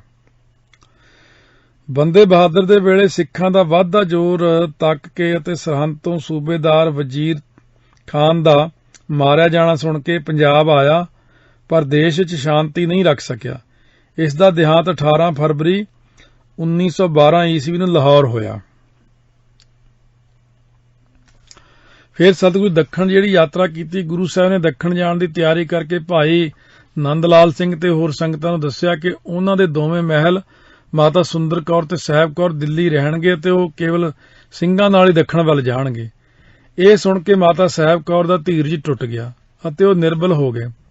ਸ੍ਰੀ ਅਨੰਦਪੁਰ ਸਾਹਿਬ ਤੋਂ ਨਿਕਲਣ ਬਾਅਦ ਪਿਆ ਵਿਛੋੜਾ ਦਮਦਮਾ ਸਾਹਿਬ ਪਹੁੰਚਣ ਤੇ ਟੁੱਟਾ ਤੇ ਹੁਣ ਦਾ ਵਿਛੋੜਾ ਕਦ ਮੁੱਕੇਗਾ। ਇਹ ਸੋਚ ਕੇ ਉਹਨਾਂ ਨੇ ਗੁਰੂਪਤੀ ਦੇ ਚਰਨ ਫੜ ਲਏ ਤੇ ਅਰਜ਼ੋਈ ਕੀਤੀ ਕਿ ਹੁਣ ਆਪਣੀ ਚਰਨ ਛੰਨ ਵਿੱਚ ਰਹਿਣ ਦਾ ਅਵਸਰ ਬਖਸ਼ੋ। ਆਪ ਜੀ ਦੇ ਦਰਸ਼ਨਾਂ ਬਿਨਾਂ ਮੱਛੀ ਤੇ ਜਲ ਦੇ ਵਿਛੋੜੇ ਵਾਂਗ ਤੜਫਣਾ ਪੈਂਦਾ, ਇੱਕ ਘੜੀ ਦਾ ਵੀ ਵਿਛੋੜਾ ਸਹਿਣਾ ਔਖਾ ਹੈ। ਜਦ ਗੁਰੂ ਜੀ ਨੇ ਫਰਮਾਇਆ ਕਿ ਦੁਸ਼ਮਣਾਂ ਨਾਲ ਜੰਗ ਦੀ ਸੰਭਾਵਨਾ ਬਣੀ ਰਹਿਣੀ ਹੈ ਤਾਂ ਮਾਤਾ ਨੇ ਕਿਹਾ ਕਿ ਸਭ ਔਖ ਸੌਖ ਖਿੜੇ ਮੱਥੇ ਸਹਾਂਗੀ ਅਤੇ ਆਗਿਆ ਪਾ ਕੇ ਮੈਦਾਨ ਵਿੱਚ ਦੁਸ਼ਮਣਾਂ ਨਾਲ ਜੂਝਾਂਗੀ, ਪਰ ਆਪਣੀ ਸ਼ਰਨ ਵਿੱਚ ਰਹਿਣ ਦੀ ਆਗਿਆ ਬਖਸ਼ ਕੇ ਕਿਰਤਾਰਥ ਕਰੋ। ਸਾਡੀ ਮਾਤਾ ਐ ਨਹੀਂ ਸੀ ਵੀ ਉਦਾਂ ਹੀ ਆਮ ਨਹੀਂ, ਸਾਡੀ ਮਾਤਾ ਨੇ ਕਹਿਤਾ ਜੇ ਜੰਗ ਹੋਊਗਾ ਆਗਿਆ ਦੇ ਦਿਓ, ਫਿਰ ਸ੍ਰੀ ਸਾਹਿਬ ਨਾਲ ਮੈਂ ਵੀ ਸੋਧਾ ਲਾਵਾਂਗੀ ਦੁਸ਼ਟਾਂ ਨੂੰ। ਵਾਸਤਵ ਦੇ ਵਿੱਚ ਆਮ ਨਹੀਂ, ਤੁਹਾਨੂੰ ਸਾਰਿਆਂ ਨੂੰ ਪਤਾ, ਅਸਲ ਜਿਹੜੇ ਸਾਰੇ ਜੰਗ ਕਰਨ ਵਾਲੀ ਮਾਤਾ ਨੇ ਵੀ ਕਿਹਾ ਸੀ ਕਿ ਮਹਾਰਾਜ ਮੈਨੂੰ ਵੀ ਨਾਲ ਕਿਰਪਾ ਕਰੋ, ਆਗਿਆ ਦਿਓ, ਸੇਵਾ ਬਖਸ਼ੋ। ਹੁਣ ਮੈਂ ਸਾਰੀਆਂ ਚੀਜ਼ਾਂ ਨਾ ਹੀ ਖੋਲਾਂ ਤਾਂ ਚੰਗਾ, ਫਿਰ ਕਈ ਤਰ੍ਹਾਂ ਦੀਆਂ ਤੁਹਾਡੇ ਮਨ 'ਚ ਸ਼ੰਕਾ ਪੈਦਾ ਹੋ ਜਾਂਦੀਆਂ ਨੇ। ਰਹੁ ਵਿਚਾਰ ਹੀ ਹੈ ਬਸ ਇਹ। ਮਾਤਾ ਜੀ ਨੇ ਜੰਗਾਂ ਦੇ ਵਿੱਚ, ਮਾਤਾ ਜੀ ਅਲੌਕਿਕ ਸ਼ਕਤੀ ਦੇ ਮਾਲਕ ਨੇ, ਆਮ ਇਸਤਰੀ ਵਾਂਗੂ ਨਹੀਂ ਸਮਝ ਲੈਣਾ ਉਹਨਾਂ ਨੂੰ। ਇਧਰ ਮਹਿਲਾਂ ਵਿੱਚ ਵੀ ਬੈਠੇ ਹੁੰਦੇ ਸੀ, ਇੱਕ ਰੂਪ ਉਹਨਾਂ ਦਾ ਜੰਗ ਵੀ ਕਰਦਾ ਹੁੰਦਾ ਸੀ ਜਾ ਕੇ। ਇੰਨਾ ਕੀ ਸਮਝ ਲਓ ਸ੍ਰੀ ਭਗਵਤੀ ਜੀ ਸਹਾਏ। ਸੋ ਗੁਰੂ ਜੀ ਨੇ ਦੋਹਾਂ ਮਹਿਲਾਂ ਨੂੰ ਦਿੱਲੀ ਰਹਿ ਕੇ ਸੰਗਤ ਨਾਲ ਸਾਂਝ ਬਣਾਉਣ ਦੀ ਪ੍ਰੇਰਣਾ ਦਿੱਤੀ। ਮਾਤਾ ਸੁੰਦਰ ਕੌਰ ਜੀ ਦਿੱਲੀ ਰਹਿਣਾ ਮੰਨ ਗਏ, ਪਰ ਮਾਤਾ ਸਾਹਿਬ ਕੌਰ ਜੀ ਨੇ ਸਨਿਮਰ ਹੋ ਕੇ ਚਰਨ ਸ਼ਰਨ ਰਹਿਣ ਲਈ ਲਗਾਤਾਰ ਜੋਦੜੀ ਕੀਤੀ ਅਤੇ ਕਿਹਾ ਕਿ ਵਿਛੋੜੇ ਵਿੱਚ ਜਿਉਣਾ ਮੌਤ ਸਮਾਨ ਹੈ। ਸੋ ਇਸ ਪ੍ਰਕਾਰ ਬਚਨ ਫਰਮਾਇਆ, ਇਹ ਠੱਟ ਗੁਰੂ ਤਿਆਰ ਤਬ ਥੀਓ, ਠੱਟ ਕੇ ਸੋਚ ਕੇ ਤਿਆਰ ਹੋ ਗਏ। ਮਹਿਲਾ ਕੋ ਤਬ ਬੂਝਨ ਕੀਓ, ਪੁੱਛਿਆ ਮਹਿਲਾ ਨੂੰ, ਕਹਿਓ ਸੁੰਦਰੀ ਮੈਂ ਇਤ ਰਹਿ ਸੰਗ ਜਾਵਣਾ ਨਾਹੀ ਚੈਹੋ। ਮਾਤਾ ਜੀ ਸੁੰਦਰ ਕੌਰ ਜੀ ਕਹਿਣਗੇ, ਮੈਂ ਤਾਂ ਇੱਥੇ ਰਹਾਂਗੀ ਜੇ ਇੰਨੇ ਮੁਸੀਬਤਾਂ ਨੇ ਰਸਤੇ 'ਚ। ਜਹਾਂ ਆਪ ਕਿਸ ਠੌਰ ਥਿਰੈ ਹੋ, ਜਹਾਂ ਬੁਲਾਵਨ ਤੇ ਫਿਰ ਐ ਹੋ। ਹਾਂ, ਜਦੋਂ ਕਿਤੇ ਠਹਿਰ ਜਾਓਗੇ ਜਾ ਕੇ ਮੈਂ ਉਦੋਂ ਆ ਜਾਵਾਂਗੀ। ਸਾਹਿਬ ਦੇ ਵੀ ਐਸ ਸੁਨਾਵੋ, ਸੰਗ ਚਲੋ ਕੈ ਪ੍ਰਾਨ ਉਡਾਵੋ। ਮਾਤਾ ਜੀ ਨੇ ਸਿੱਧਾ ਕਹਿਤਾ ਬਚਨ ਵੀ ਮੈਂ ਤਾਂ ਨਾਲ ਚੱਲਾਂਗੀ, ਨਹੀਂ ਤਾਂ ਮੈਂ ਪ੍ਰਾਣ ਤਿਆਗ ਦਿਆਂਗੀ, ਕਿਉਂ ਮੈਂ ਤੁਹਾਡੇ ਦਰਸ਼ਨਾਂ ਤੋਂ ਬਿਨਾਂ ਨਾ ਪਾਣੀ ਪੀਣੀ, ਮੈਂ ਨਾ ਰੋਟੀ ਖਾਣੀ ਆ। ਮਾਨ ਗੁਰੈ ਤਿਸ ਕੋ ਸੰਗ ਲੀਆ, ਖੇਮ ਜੋਗ ਰਸਤੇ ਕੋ ਕੀਆ। ਤਿਆਰੀ ਕਰ ਲਈ। ਫਿਰ ਪੰਥ ਪ੍ਰਕਾਸ਼ 'ਚ ਲਿਖਿਆ। ਗੁਰਪ੍ਰਤਾਪ ਸੂਰਜ ਗ੍ਰੰਥ ਵਿੱਚ ਭਾਈ ਸੰਤੋਖ ਸਿੰਘ ਨੇ ਲਿਖਿਆ, ਗੁਰੂ ਸਾਹਿਬ ਨੇ ਮਾਤਾ ਸਾਹਿਬ ਕੌਰ ਨੂੰ ਕਾਫੀ ਸਮਝਾ ਕੇ ਕਿਹਾ, ਨਿਕਟ ਸੋਤ ਕੇ ਰਹੋ ਥਿਰ ਹੈ ਕੈ। ਕਹਿਣ ਲੱਗੇ ਤੂੰ ਆਪਣੇ ਭੈਣ ਜੀ ਕੋਲੇ ਰਹੋ। ਮਾਤਾ ਸੁੰਦਰੀ ਕੋਲੇ ਇਹ ਹੁਕਮ ਹੋਇਆ, ਕਿਆ ਲੈ ਹੈ ਦੱਖਣ ਦਿਸ ਜੈ ਕੇ। ਉਥੇ ਦੱਖਣ ਤੁਸੀਂ ਜਾ ਕੇ ਕੀ ਲੈਣਾ ਦੱਸੋ। ਸਕਲ ਵਿਦਨੇ ਤੈ ਬਸੈ ਸੁਖਾਰੀ, ਹਰ ਢੰਗ ਨਾਲ ਸੁਖੀ ਇੱਥੇ ਬਸੋ। ਪੂਜੈ ਪਹੁੰਚ ਸੰਗਤਾਂ ਸਾਰੀ, ਦਿਨ ਪ੍ਰਤ ਗਮਨ ਨਰਕ ਸਮਥੈ ਹੈ। ਮਹਾਰਾਜ ਕਹਿੰਦੇ ਜਿਹੜਾ ਨਾ ਸਫ਼ਰ ਸਾਡਾ ਨਰਕਾਂ ਵਾਂਗ ਐਨ ਔਖਾ ਸਫ਼ਰ ਹੈ, ਬਹੁਤ ਜ਼ਿਆਦੇ।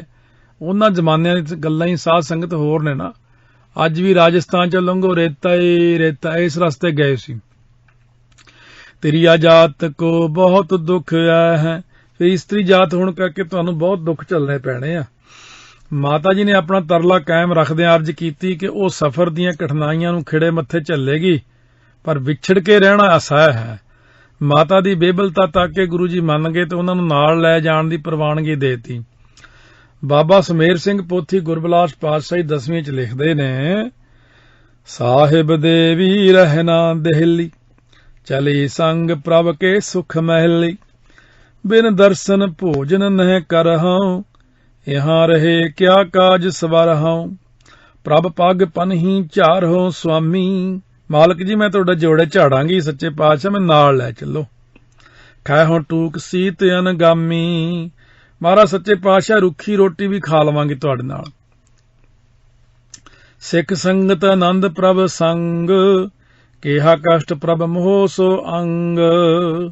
ਮਹਾਰਾਜ ਸੰਗਤ ਨਾਲ, ਪ੍ਰਭੂ ਜੀ ਨਾਲ ਕਾਹਦਾ ਦੁੱਖ ਮਹਾਰਾਜ ਜੀ, ਤੁਹਾਡੇ ਨਾਲ ਹੁੰਦਾ ਕੋਈ ਦੁੱਖ ਆ ਸਕਦਾ? ਸੰਗਤ ਨਾਲ ਹੈ। ਆਗਿਆ ਹੋਵੇ ਤਾਂ ਗਹਿ ਤਰਵਾਰਾ, ਲਰਹੁ ਸੰਗ ਸਤਰਨ ਜਰ ਛਾਰਾ। ਮਾਤਾ ਜੀ ਕਹਿੰਦੇ ਜੇ ਆਗਿਆ ਹੋਈ ਤਲਵਾਰ ਪਕੜ ਕੇ ਦੁਸ਼ਟਾਂ ਨਾਲ ਜੰਗ ਵੀ ਕਰਾਂਗੀ। ਐ ਨਹੀਂ ਸੀ ਮਾਤਾ ਸਾਡੀ, ਬਈ ਮਾਤਾ ਸਾਡੀ ਪੂਰੀ ਚੜ੍ਹਦੀ ਕਲਾ ਵਿੱਚ ਖਾਲਸਾ ਮਾਤਾ, ਮਾਤਾ ਸਾਹਿਬ ਕੌਰ ਖਾਲਸਾ। ਆਇਸ ਹੋਏ ਸੰਗ ਕਰ ਧਾਰੀ, ਜੇ ਆਗਿਆ ਹੋਏਗੀ ਬਰਛਾ ਵੀ ਹੱਥ ਪਕੜ ਲਵਾਂਗੀ। ਕਰਹੁ ਜੰਗ ਭਾਗੇ ਸੰਗ ਕਾਰੀ, ਦੁਸ਼ਮਣ ਭੱਜਣਗੇ ਮੇਰੇ ਅੱਗੇ ਸਾਰੇ, ਐਸਾ ਜੰਗ ਕਰਾਂਗੀ। ਸੰਗ ਤਜਨ ਪ੍ਰਭ ਰਹਿਣ ਨਾ ਕੀਜੈ, ਇਤੋ ਬਿਰਦ ਬਰਦਾਨ ਸੋ ਦੀਜੈ। ਮਹਾਰਾਜ ਸੱਚੇ ਪਾਤਸ਼ਾਹ ਇਹ ਸੰਗ ਨਹੀਂ ਛੱਡਿਆ ਜਾਣਾ। ਕਿਰਪਾ ਕਰੋ ਮੈਨੂੰ ਆਪਣਾ ਫਰਜ਼ ਨਿਭਾਉਣ ਦਿਓ, ਮੇਰੇ ਤੇ ਮਿਹਰ ਕਰੋ, ਵਰ ਦਿਓ ਕਿ ਮੈਂ ਜੰਗ ਵੀ ਕਰ ਸਕਾਂ, ਔਖੇ ਸਮੇਂ ਨਾਲ ਝੱਲ ਪਰ ਰਵਾਂਗੀ ਤੁਹਾਡੇ ਨਾਲ। ਇਸ ਤਰ੍ਹਾਂ ਮਾਤਾ ਸਾਹਿਬ ਕੌਰ ਸਤਿਗੁਰੂ ਦੇ ਨਾਲ ਦੱਖਣ ਵੱਲ ਰਵਾਨਾ ਹੋਏ ਅਤੇ ਮਾਤਾ ਸੁੰਦਰ ਕੌਰ ਜੀ ਦਿੱਲੀ ਠਹਿਰ ਗਏ। ਗੁਰਪ੍ਰਤਾਪ ਸੂਰਜ ਗ੍ਰੰਥ ਅੰਸੂ 44 ਵਿੱਚ ਇਹ ਲਿਖਿਆ, ਦੀਨ ਮਨਾ ਯਤ ਸੈਂ ਗੁਰ ਜਾਨੀ, ਚਲਨ ਸੰਗ ਬੇਨਤੀ ਇਹ ਮਾਨੀ। ਸਾਹਿਬ ਕੌਰ ਗੁਰ ਨਾਲ ਸਿਧਾਈ, ਰਹੀ ਸੁੰਦਰੀ ਆਇਸ ਪਾਏ। ਮਾਤਾ ਸੁੰਦਰ ਕੌਰ ਆਗਿਆ ਪੈ ਕੇ ਇੱਥੇ ਰਹਿ ਪਏ। ਆਗਿਆ ਪਾ ਕੇ ਮਾਤਾ ਸਾਹਿਬ ਕੌਰ ਨਾਲ ਚੱਲੇ।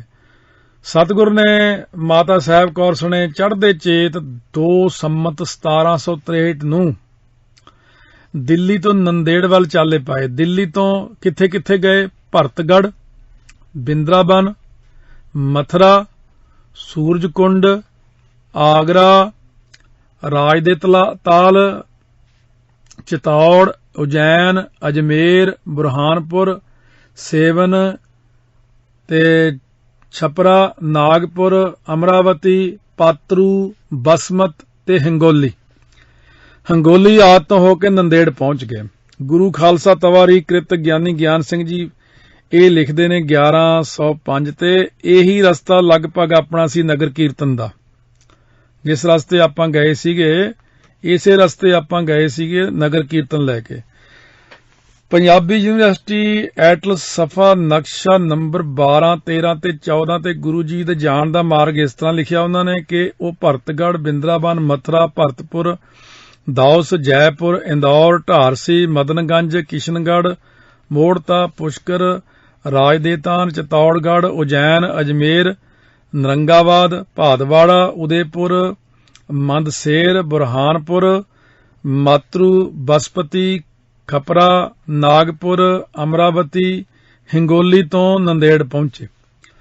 ਹੋ ਸਕਦਾ ਹੈ ਕਿ ਗੁਰੂ ਜੀ ਦੋਵੇਂ ਲਿਖਤਾਂ ਵਾਲੇ ਸਥਾਨਾਂ ਤੇ ਪਹੁੰਚੇ ਹੋਣ, ਕਿਉਂਕਿ ਇਹਨਾਂ ਸਥਾਨਾਂ ਤੇ ਗੁਰੂ ਜੀ ਦੇ ਮਾਤਾ ਸਮੇਤ ਪਹੁੰਚਣ ਤੇ ਸਥਾਨਾਂ ਤੇ ਸੀਨਾ ਮਸੀਨਾ ਰਵਾਇਤਾਂ ਲੋਕਾਂ 'ਚ ਪ੍ਰਚਲਿਤ ਸਨ। ਇਹ ਮਾਰਗ 12-1300 ਕੋਹ ਬਣਦਾ। ਇਹ ਖਾਲਸੇ ਦੀ ਮਾਤਾ ਕ੍ਰਿਤ ਗਿਆਨੀ ਹਰੀ ਸਿੰਘ ਸਲਾਰ ਜੀ ਨੇ 113 ਪੇਜ ਤੇ ਉੱਤੇ ਲਿਖੀ ਵੀ ਹੋਈ ਹੈ। ਇਸ ਪ੍ਰਕਾਰ ਭਾਈ ਜੱਸਾ ਸਿੰਘ ਨੂੰ ਜਿਹੜੀਆਂ ਬਖਸ਼ਿਸ਼ਾਂ ਕਰਨੀਆਂ ਨੇ, ਪੰਥ ਦੀ ਮਹਾਨ ਹਸਤੀ ਸਰਦਾਰ ਜੱਸਾ ਸਿੰਘ ਆਹਲੂਵਾਲੀਆ ਨਾਲ ਮਾਤਾ ਸਾਹਿਬ ਕੌਰ ਜੀ ਦਾ ਨਿੱਘਾ ਪਿਆਰ ਸੀ। ਬਾਲਕ ਜੱਸਾ ਸਿੰਘ ਅਤੇ ਉਸ ਦੀ ਮਾਤਾ ਦੋ ਤਾਰੇ ਨਾਲ ਕੀਰਤਨ ਕਰਦੇ ਅਤੇ ਸੰਗਤਾਂ ਨੂੰ ਬਹੁਤ ਖੁਸ਼ ਕਰਦੇ। ਸੰਗਤਾਂ ਝੂਮ ਉੱਠਦੀਆਂ। ਮਾਤਾ ਜੀ ਕਈ ਵਾਰੀ ਉਸ ਨੂੰ ਚੁੰਮ ਕੇ ਆਸ਼ੀਰਵਾਦ ਦਿੰਦੇ। ਕਹਿੰਦੇ ਹਨ ਵੀ ਕਿ ਮਾਤਾ ਸੁੰਦਰੀ ਜੀ ਨੇ ਆਸ਼ੀਰਵਾਦ ਦੇ ਕੇ ਇਸ ਨੂੰ ਇੱਕ ਗੁਰਜ ਬਖਸ਼ੀ ਸੀ। ਪੰਥ ਵਿੱਚ ਇਸ ਦਾ ਕਾਫੀ ਮਾਣ ਸੀ। ਪਟਿਆਲਾ ਪਤ ਰਾਜਾ ਅਮਰ ਸਿੰਘ ਨੇ ਜੱਸਾ ਸਿੰਘ ਤੋਂ ਅੰਮ੍ਰਿਤ ਛਕਿਆ ਸੀ। ਇਸ ਯੋਧੇ ਨੇ 1748 ਵਿੱਚ ਅੰਮ੍ਰਿਤਸਰ ਦੇ ਹਾਕਮ ਸਲਾਮਤ ਖਾਨ ਨੂੰ ਕਤਲ ਕਰਕੇ ਬਹੁਤ ਇਲਾਕਾ ਆਪਣੇ ਕਬਜ਼ੇ 'ਚ ਕੀਤਾ, ਪਰ ਸਨ 1749 ਵਿੱਚ ਸ਼ਾਹ ਨਵਾਜ਼ ਨੂੰ ਮੁਲਤਾਨੋਂ ਖਾਰਜ ਕਰਨ ਲਈ ਦੀਵਾਨ ਕੌੜਾਮਲ ਨੂੰ ਭਾਰੀ ਸਹਾਇਤਾ ਦਿੱਤੀ ਸੀ। ਸਨ 1753 ਈਸਵੀ ਵਿੱਚ ਜਲੰਧਰ ਦੇ ਹਾਕਮ ਅਦੀਨਾ ਬੇਗ ਨੂੰ ਜਿੱਤ ਕੇ ਫਤਿਹਬਾਦ ਪਰਗਣੇ ਪਰ ਕਬਜ਼ਾ ਕੀਤਾ। ਅਹਿਮਦ ਸ਼ਾਹ ਦੁਰਾਨੀ ਦੇ ਗੁਲਾਮ ਬਣਾਉਣ ਲਈ ਫੜੇ ਹੋਏ ਹਿੰਦੂ ਮਰਦ ਔਰਤਾਂ ਨੂੰ ਛੁਡਾ ਕੇ ਇਸਨੇ ਬੰਦੀ ਛੋੜ ਪਦਵੀ ਪ੍ਰਾਪਤ ਕੀਤੀ। ਇਸ ਨੇ ਵੱਡੇ ਘੱਲੂਘਾਰੇ ਵਿੱਚ ਬੜੀ ਵੀਰਤਾ ਦਿਖਾਈ। 22 ਜ਼ਖਮ ਖਾ ਕੇ ਵੀ ਹੌਸਲੇ ਨਾਲ ਲੜਦਾ ਰਿਹਾ। ਸਨ 1724 ਈਸਵੀ ਵਿੱਚ ਇਸਨੇ ਕਪੂਰਥਲਾ ਲੈ ਕੇ ਆਪਣੀ ਰਾਜਧਾਨੀ ਕਾਇਮ ਕੀਤੀ ਅਤੇ ਆਪਣਾ ਸਿੱਕਾ ਚਲਾਇਆ। ਧਰਮਵੀਰ ਜੱਸਾ ਸਿੰਘ ਨਿਰਮਾਣ ਦਾਨੀ, ਦੇਸ਼ ਹਿਤੈਸ਼ੀ ਅਤੇ ਵੱਡਾ ਸਦਾਚਾਰੀ ਸੀ। ਇਸ ਦਾ ਦੇਹਾਂਤ ਸੰਮਤ 1840 ਸਨ 1783 ਈਸਵੀ ਚ ਅੰਮ੍ਰਿਤਸਰ ਹੋਇਆ। ਸਮਾਧ ਬਾਬਾ ਅਟਲ ਰਾਏ ਜੀ ਦੇ ਕੋਲ ਹੈ ਇਹਨਾਂ ਦੀ। ਸੋ ਉਧਰ ਤੱਕ ਆਪਾਂ ਜਾਂਦੇ ਹੀ ਨਹੀਂ ਨਾ, ਜਿੱਥੇ ਛੋਟੇ ਮੋਟੇ ਵਾਲ ਤਾਂ ਨਿਗਾਹ ਹੀ ਨਹੀਂ ਜਾਂਦੀ ਸਾਡੀ। ਉੱਥੇ ਲਾਗੇ ਸਮਾਧ ਬਣੀ, ਉਹ ਵੀ ਧਿਆਨ ਦੇਣਾ ਚਾਹੀਦਾ। ਚਲੋ ਵੱਡਿਆਂ ਨੇ ਕੋਈ ਕੁਰਬਾਨੀ ਕੀਤੀ ਹੈ, ਮੇਰੇ ਖਿਆਲ ਚ ਖਾਸ ਧਿਆਨ ਨਹੀਂ ਹੈ ਕਿਸੇ ਦਾ ਉਧਰ ਨੂੰ। ਭਾਸ਼ਾ ਵਿਭਾਗ ਪਟਿਆਲਾ ਵੱਲੋਂ ਛਾਪੇ ਹੋਏ ਪੰਥ ਪ੍ਰਕਾਸ਼ ਗਿਆਨੀ ਗਿਆਨ ਸਿੰਘ ਜੀ ਕੀ ਲਿਖਦੇ ਨੇ? ਆਲੂਵਾਲ ਪਿੰਡ ਇੱਕ ਹੈ ਭਲ ਜ਼ਿਲ੍ਹੇ ਲਾਹੌਰ ਮਝਾਰੇ, ਜੱਸਾ ਸਿੰਘ ਕਾ ਪਿਤਾ ਬਿਦਰ ਸਿੰਘ ਬਸਤ ਕਲਾਲ ਉਦਾਰੇ, ਹੱਲੋ ਵਾਲੀਏ ਬਾਗ ਸਿੰਘ ਦਾ ਜੱਸਾ ਸਿੰਘ ਭਣੇਵਾ, ਥਾ ਬਾਲਕ ਪਨ ਮੈਂ ਹੀ ਮਰਿਓ ਪਿਤਾ ਜੱਸਾ ਸਿੰਘ ਏਵਾ, दसम गुरु के महल सुंदरी जी दिल्ली थे रहते, कार भेट सिख सब तह देते मन बांछत फल लहते, जस्सा सिंह की माता सुत युत उनके पास सिधाई, जथा शक्त दै कार भेट फिर उन्हीं पास रहाई, 7 बरस सेवा इन कीनी माता की मान तन सह, ਪੁੱਤਰਾਂ ਵਾਂਗ ਮਾਤਾ ਜੀ ਨੇ ਰੱਖਿਓ ਜੱਸਾ ਸਿੰਘ ਮਨ ਸਹਿ। ਪੰਥ ਪ੍ਰਕਾਸ਼ ਦੇ ਦੀਵਾਨ ਲਿਖਾਰੀ ਨੇ ਬਖਸ਼ਿਸ਼ਾਂ ਦਾ ਜ਼ਿਕਰ ਹੀ ਨਹੀਂ ਕੀਤਾ। ਮਾਤਾ ਸੁੰਦਰ ਕੌਰ ਜੀ ਵੱਡੇ ਹੋਣ ਕਰਕੇ ਮਾਤਾ ਸਾਹਿਬ ਕੌਰ ਜੀ ਉਹਨਾਂ ਦਾ ਸਤਿਕਾਰ ਕਰਦੇ ਸਨ ਅਤੇ ਬਾਹਰੋਂ ਆਉਣ ਵਾਲੀਆਂ ਕਾਰ ਭੇਟਾਂ ਵੀ ਮਾਤਾ ਸੁੰਦਰ ਕੌਰ ਜੀ ਹੀ ਸੰਭਾਲਦੇ ਅਤੇ ਮੁੱਖ ਸਮਾਗਮ ਕਰਦੇ। ਇਸ ਲਈ ਉਹਨਾਂ ਦੀ ਚਰਚਾ ਇਤਿਹਾਸ ਵਿੱਚ ਵਧੇਰੇ ਹੋਈ ਜਾਪਦੀ ਹੈ, ਪਰ ਦੋਵੇਂ ਮਾਤਾਵਾਂ ਇਕੱਠੀਆਂ ਦਿੱਲੀ ਰਹਿੰਦੀਆਂ ਸਨ। ਇਸ ਤਰ੍ਹਾਂ ਸਿਦਕੀ ਸਿੰਘ ਬਾਣੀ ਦਾ ਰਸੀਆ ਤੇ ਗੁਰਮਤ ਦਾ ਧਾਰਨੀ ਜੱਸਾ ਸਿੰਘ ਆਹਲੂਵਾਲੀਆ 7 ਸਾਲ ਮਾਤਾਵਾਂ ਕੋਲ ਰਹਿ ਕੇ ਦੋਹਾਂ ਮਾਤਾਵਾਂ ਤੋਂ ਰੱਜਵੀਆਂ ਸੀਸਾਂ, ਬਖਸ਼ਿਸ਼ਾਂ ਤੇ ਗੁਰੂ ਘਰ ਦੀਆਂ ਦਾਤਾਂ ਲੈ ਕੇ ਪੰਜਾਬ ਪਰਤਿਆ ਅਤੇ ਜਿੱਤਾਂ ਤੇ ਜਿੱਤਾਂ ਪ੍ਰਾਪਤ ਕਰਦਾ ਹੋਇਆ ਰਾਸਤ ਕਪੂਰਥਲਾ ਦਾ ਰਾਜਾ ਬਣ ਕੇ ਉਸਨੇ ਆਪਣਾ ਸਿੱਕਾ ਚਲਾਇਆ, ਜਿਸ ਉੱਤੇ ਫਾਰਸੀ ਦੇ ਅੱਖਰ ਲਿਖੇ ਹੋਏ ਸਨ, ਸਿੱਖ ਹੈ ਜਦ ਦਰ ਜਹਾਂ ਬਫਜ਼ਲੇ ਅਕਾਲ, ਮੁਲਕ ਅਹਿਮਦ ਗ੍ਰਿਫਤ ਜੱਸਾ ਕਲਾਲ। ਇਸ ਕਰਕੇ ਉਹਨਾਂ ਦੇ ਉੱਤੇ ਲਿਖਿਆ ਸੀ। ਸੋ ਨੰਦੇੜ ਪਹੁੰਚ ਕੇ ਗੁਰੂ ਜੀ ਪਹਿਲਾਂ ਗੋਦਾਵਰੀ ਕੰਢੇ ਹੀਰਾ ਘਾਟ ਠਹਿਰੇ। ਇਹ ਉਹੀ ਥਾਂ ਜਿੱਥੇ ਆ ਕੇ ਬਹਾਦਰ ਸ਼ਾਹ ਨੇ ਹੀਰਾ ਸਤਿਗੁਰੂ ਨੂੰ ਭੇਟਾ ਕੀਤਾ ਤੇ ਗੁਰੂ ਜੀ ਨੇ ਉਹ ਹੀਰਾ ਗੋਦਾਵਰੀ ਵਿੱਚ ਸੁੱਟ ਦਿੱਤਾ ਸੀ। ਬਾਅਦ ਚ ਫਿਰ ਹੀਰੇ ਹੀ ਹੀਰੇ ਦਿਖਾਤੇ ਸੀ ਅੰਦਰ, ਫਿਰ ਮਾਫੀਆਂ ਮੰਗੀਆਂ। ਇੱਥੋਂ ਸਤਿਗੁਰੂ ਨੇ ਨੰਦੇੜ ਸ਼ਹਿਰ ਚਲੇ ਗਏ, ਜਿੱਥੇ ਬੰਦਾ ਬਹਾਦਰ ਨੂੰ ਮਿਲੇ ਤੇ 3 ਸਤੰਬਰ 1708 ਈਸਵੀ ਨੂੰ ਸੂਰਜ ਗ੍ਰਹਿਣ ਦੇ ਦਿਨ ਉਹਨੂੰ ਸਿੱਖੀ ਵਿੱਚ ਲਿਆਂਦਾ ਤੇ ਅੰਮ੍ਰਿਤ ਛਕਾ ਕੇ ਸਿੰਘ ਸਜਾਇਆ। ਇਹ ਹੁਕਮਨਾਮੇ ਸੰਪਾਦਕ ਡਾਕਟਰ ਗੰਡਾ ਸਿੰਘ ਦੀ ਪੁਸਤਕ ਪੰਨਾ 33 ਤੇ ਲਿਖਿਆ ਹੋਇਆ। ਗੁਰੂ ਸਾਹਿਬ ਨਗੀਨਾ ਘਾਟ, ਮਾਲ ਟੇਕਰੀ, ਸੰਗਤ ਸਾਹਿਬ ਤੇ ਸ਼ਿਕਾਰ ਘਾਟ ਸਥਾਨਾਂ ਤੇ ਵੀ ਰਹੇ ਹਨ, ਪਰ ਮਾਤਾ ਸਾਹਿਬ ਕੌਰ ਜੀ ਪੱਕੇ ਤੌਰ ਤੇ ਗੋਦਾਵਰੀ ਕੰਢੇ ਹੀ ਰਹਿੰਦੇ ਰਹੇ, ਜਿਸ ਨਾਲ ਲੱਗਦੀ ਬਸਤੀ ਬ੍ਰਾਹਮਣਵਾੜਾ ਹੈ। ਭਾਈ ਕਾਹਨ ਸਿੰਘ ਮਹਾਨ ਕੋਸ਼ ਵਿੱਚ ਇਹਨੂੰ ਬ੍ਰਾਹਮਣਵਾੜਾ ਲਿਖਦੇ ਨੇ।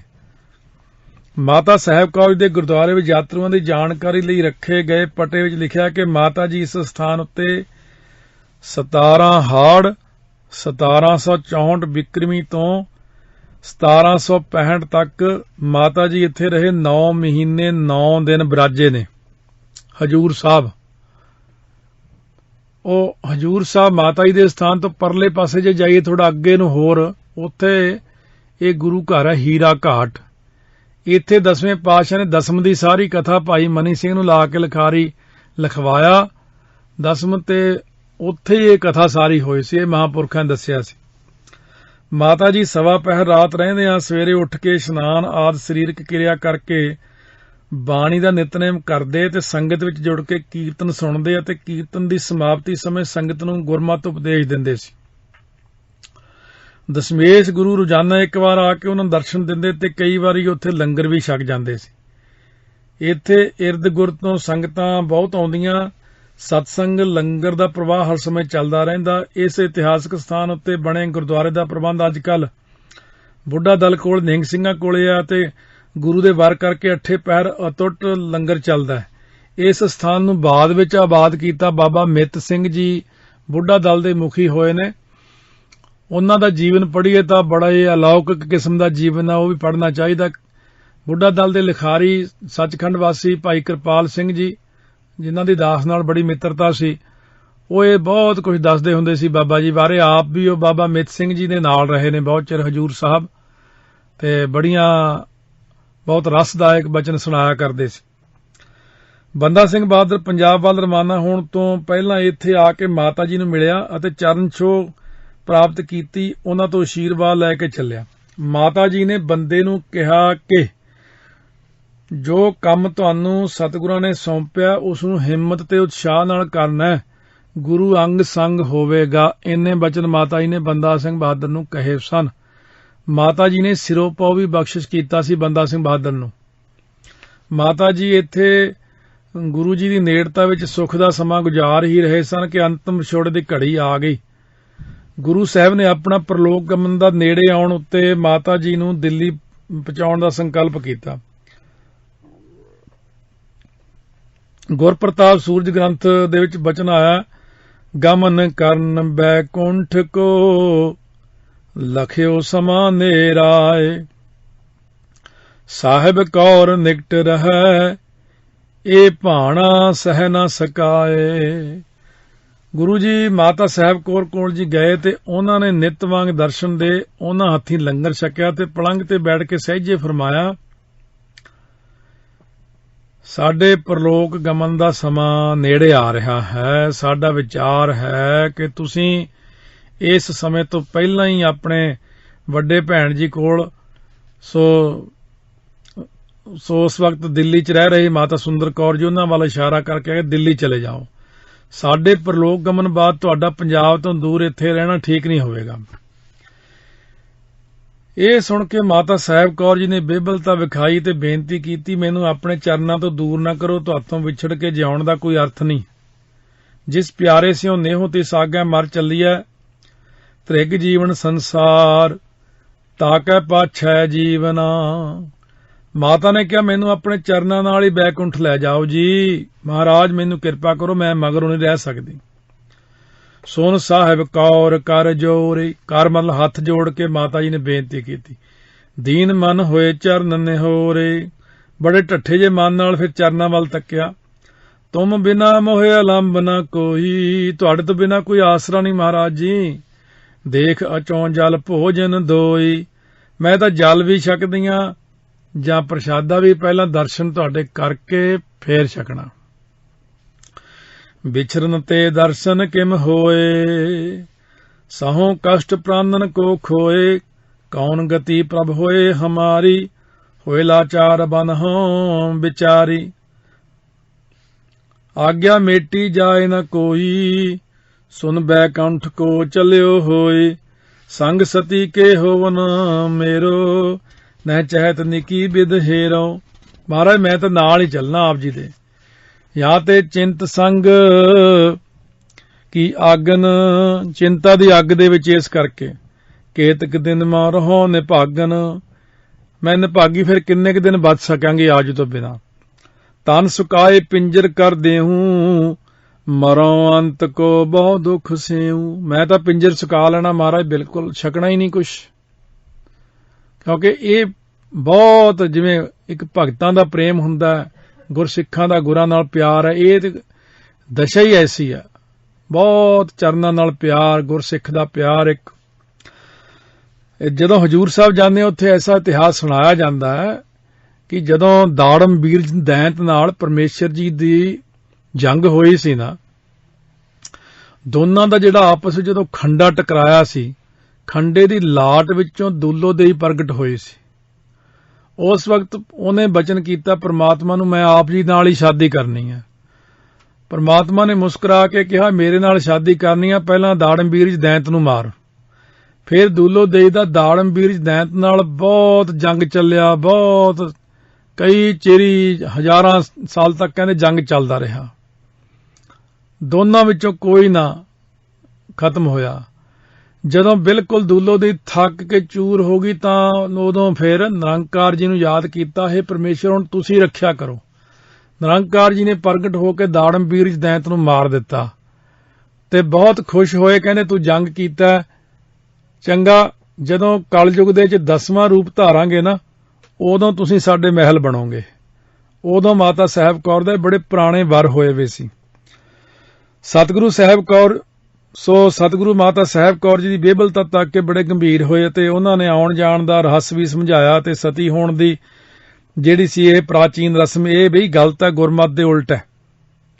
ਗੁਰਮਤਿ ਦੇ ਚਾਨਣ ਵਿੱਚ ਉਜਾਰਾ ਕੀਤਾ ਤਾਂ ਜੋ ਖਾਲਸਾ ਦੀ ਮਾਂ ਸੀਲ ਸੰਤੋਖ ਦੇ ਜੀਵਨ ਨਾਲ ਸਿੱਖ ਸੰਗਤਾਂ ਦੀ ਪੰਥ ਪ੍ਰਦਰਸ਼ਨੀ ਕਰਦੀ ਰਹੇ।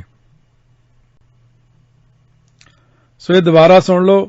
ਸਤਿਗੁਰੂ ਮਹਾਰਾਜ ਸੱਚੇ ਪਾਤਸ਼ਾਹ ਨੇ ਸਮਝਾਇਆ ਕਿ ਮਾਤਾ ਜੀ ਨੇ ਕਿਹਾ ਮੈਂ ਤਾਂ ਨਾਲ ਹੀ ਚਲੇ ਜਾਣਾ, ਸਤੀ ਹੋ ਜਾਣਾ। ਮਹਾਰਾਜ ਨੇ ਕਿਹਾ ਇਹ ਗੁਰੂ ਘਰ ਦੀ ਮਰਿਆਦਾ ਨਹੀਂ ਹੈਗੀ। ਇਸ ਕਰਕੇ ਜਦੋਂ ਸਮਝਾ ਦਿੱਤਾ, ਕਹਿੰਦੇ ਤੁਸੀਂ ਖਾਲਸਾ ਹੋ ਤੇ ਹੁਣ ਤੁਸੀਂ ਤਾਂ ਜੋ ਖਾਲਸੇ ਦੀ ਮਾਂ ਸੀਲ ਸੰਤੋਖ ਦੇ ਜੀਵਨ ਨਾਲ ਸਿੱਖ ਸੰਗਤਾਂ ਦੀ ਪਥ ਪ੍ਰਦਰਸ਼ਨ ਬਣੀ ਰਹੇ, ਰਸਤਾ ਦਿਖਾਉਂਦੀ ਰਹੇ। ਇਸ ਕਰਕੇ ਜਦੋਂ ਤੁਸੀਂ ਮਾਤਾ ਬਣ ਕੇ ਅੱਗੇ ਕੋਈ ਕਰਮ ਕਰੋਗੇ ਤਾਂ ਖਾਲਸੇ ਨੂੰ ਵੀ ਹੌਸਲਾ ਹੋਵੇਗਾ। ਇਹ ਗਲਤ ਕੰਮ ਨਹੀਂ ਕਰਨਾ ਤੁਸੀਂ ਕਿ ਸਾਡੇ ਨਾਲ ਹੀ ਜਾਣਾ ਹੈ। ਗੁਰੂ ਜੀ ਨੇ ਮਹਿਲਾ ਨੂੰ ਦਿਲਾਸਾ ਦਿੰਦਿਆਂ ਫਰਮਾਇਆ ਕਿ ਮਨੁੱਖ ਦੇ ਸਰੀਰਕ ਸਬੰਧ ਸਥਿਰ ਨਹੀਂ ਹੁੰਦੇ। ਉਹਨਾਂ ਨੇ ਆਤਮਿਕ ਸਬੰਧਾਂ ਦੀ ਸਥਿਰਤਾ ਨੂੰ ਆਧਾਰ ਬਣਾਉਣ ਦੀ ਤਾਕੀਦ ਕੀਤੀ। ਜੰਮਣ ਮਰਨਾ ਹੁਕਮ ਹੈ, ਭਾਣੇ ਆਵੈ ਜਾਏ, ਧੂਲ ਸਰੀਰ ਸੰਜੋਗ ਵਿਜੋਗ। ਇਹ ਹੁਣ ਗੁਰਪ੍ਰਤਾਪ ਸੂਰਜ ਗ੍ਰੰਥ ਵਿੱਚ ਲਿਖਿਆ ਬਚਨ ਹੈ ਕਿ ਜਿਹੜਾ ਹੈ ਨਾ ਧੂਲ ਸਰੀਰ, ਇਹ ਮਿੱਟੀ ਦਾ ਸਰੀਰ ਹੈ ਨਾ, ਸੰਜੋਗ ਵਿਜੋਗ ਈਸ਼ਰ ਨੇ ਤਹਿ ਚੇਦੋ ਲੋਗ, ਇਹ ਸਨੇਹ ਨਹਿ ਨਿਭੈ ਕਿਦੋਂ ਹੀ, ਸਿਕਤਾ ਸਦਨ ਨਹੀਂ ਤਟ ਜਿਉਂ ਹੀ। ਪਿਆਰ ਨਹੀਂ ਨਿਭਦਾ ਜਿਵੇਂ ਨਦੀ ਕਿਨਾਰੇ ਰੇਤ ਦਾ ਮਕਾਨ ਨਹੀਂ ਟਿਕਦਾ। ਇਸ ਕਰਕੇ ਫਿਰ ਸਤਿਗੁਰੂ ਨੇ ਕਿਹਾ ਕਿ ਪੰਜ ਭੂਤਕ ਸਰੀਰ ਦਾ ਮੋਹ ਤਿਆਗ ਕੇ ਗੁਰ ਸ਼ਬਦ ਨੂੰ ਜੀਵਨ ਆਧਾਰ ਬਣਾਓ। ਕਿਤਨਾ ਸੁੰਦਰ ਗੁਰਾਂ ਨੇ ਉਪਦੇਸ਼ ਕੀਤਾ।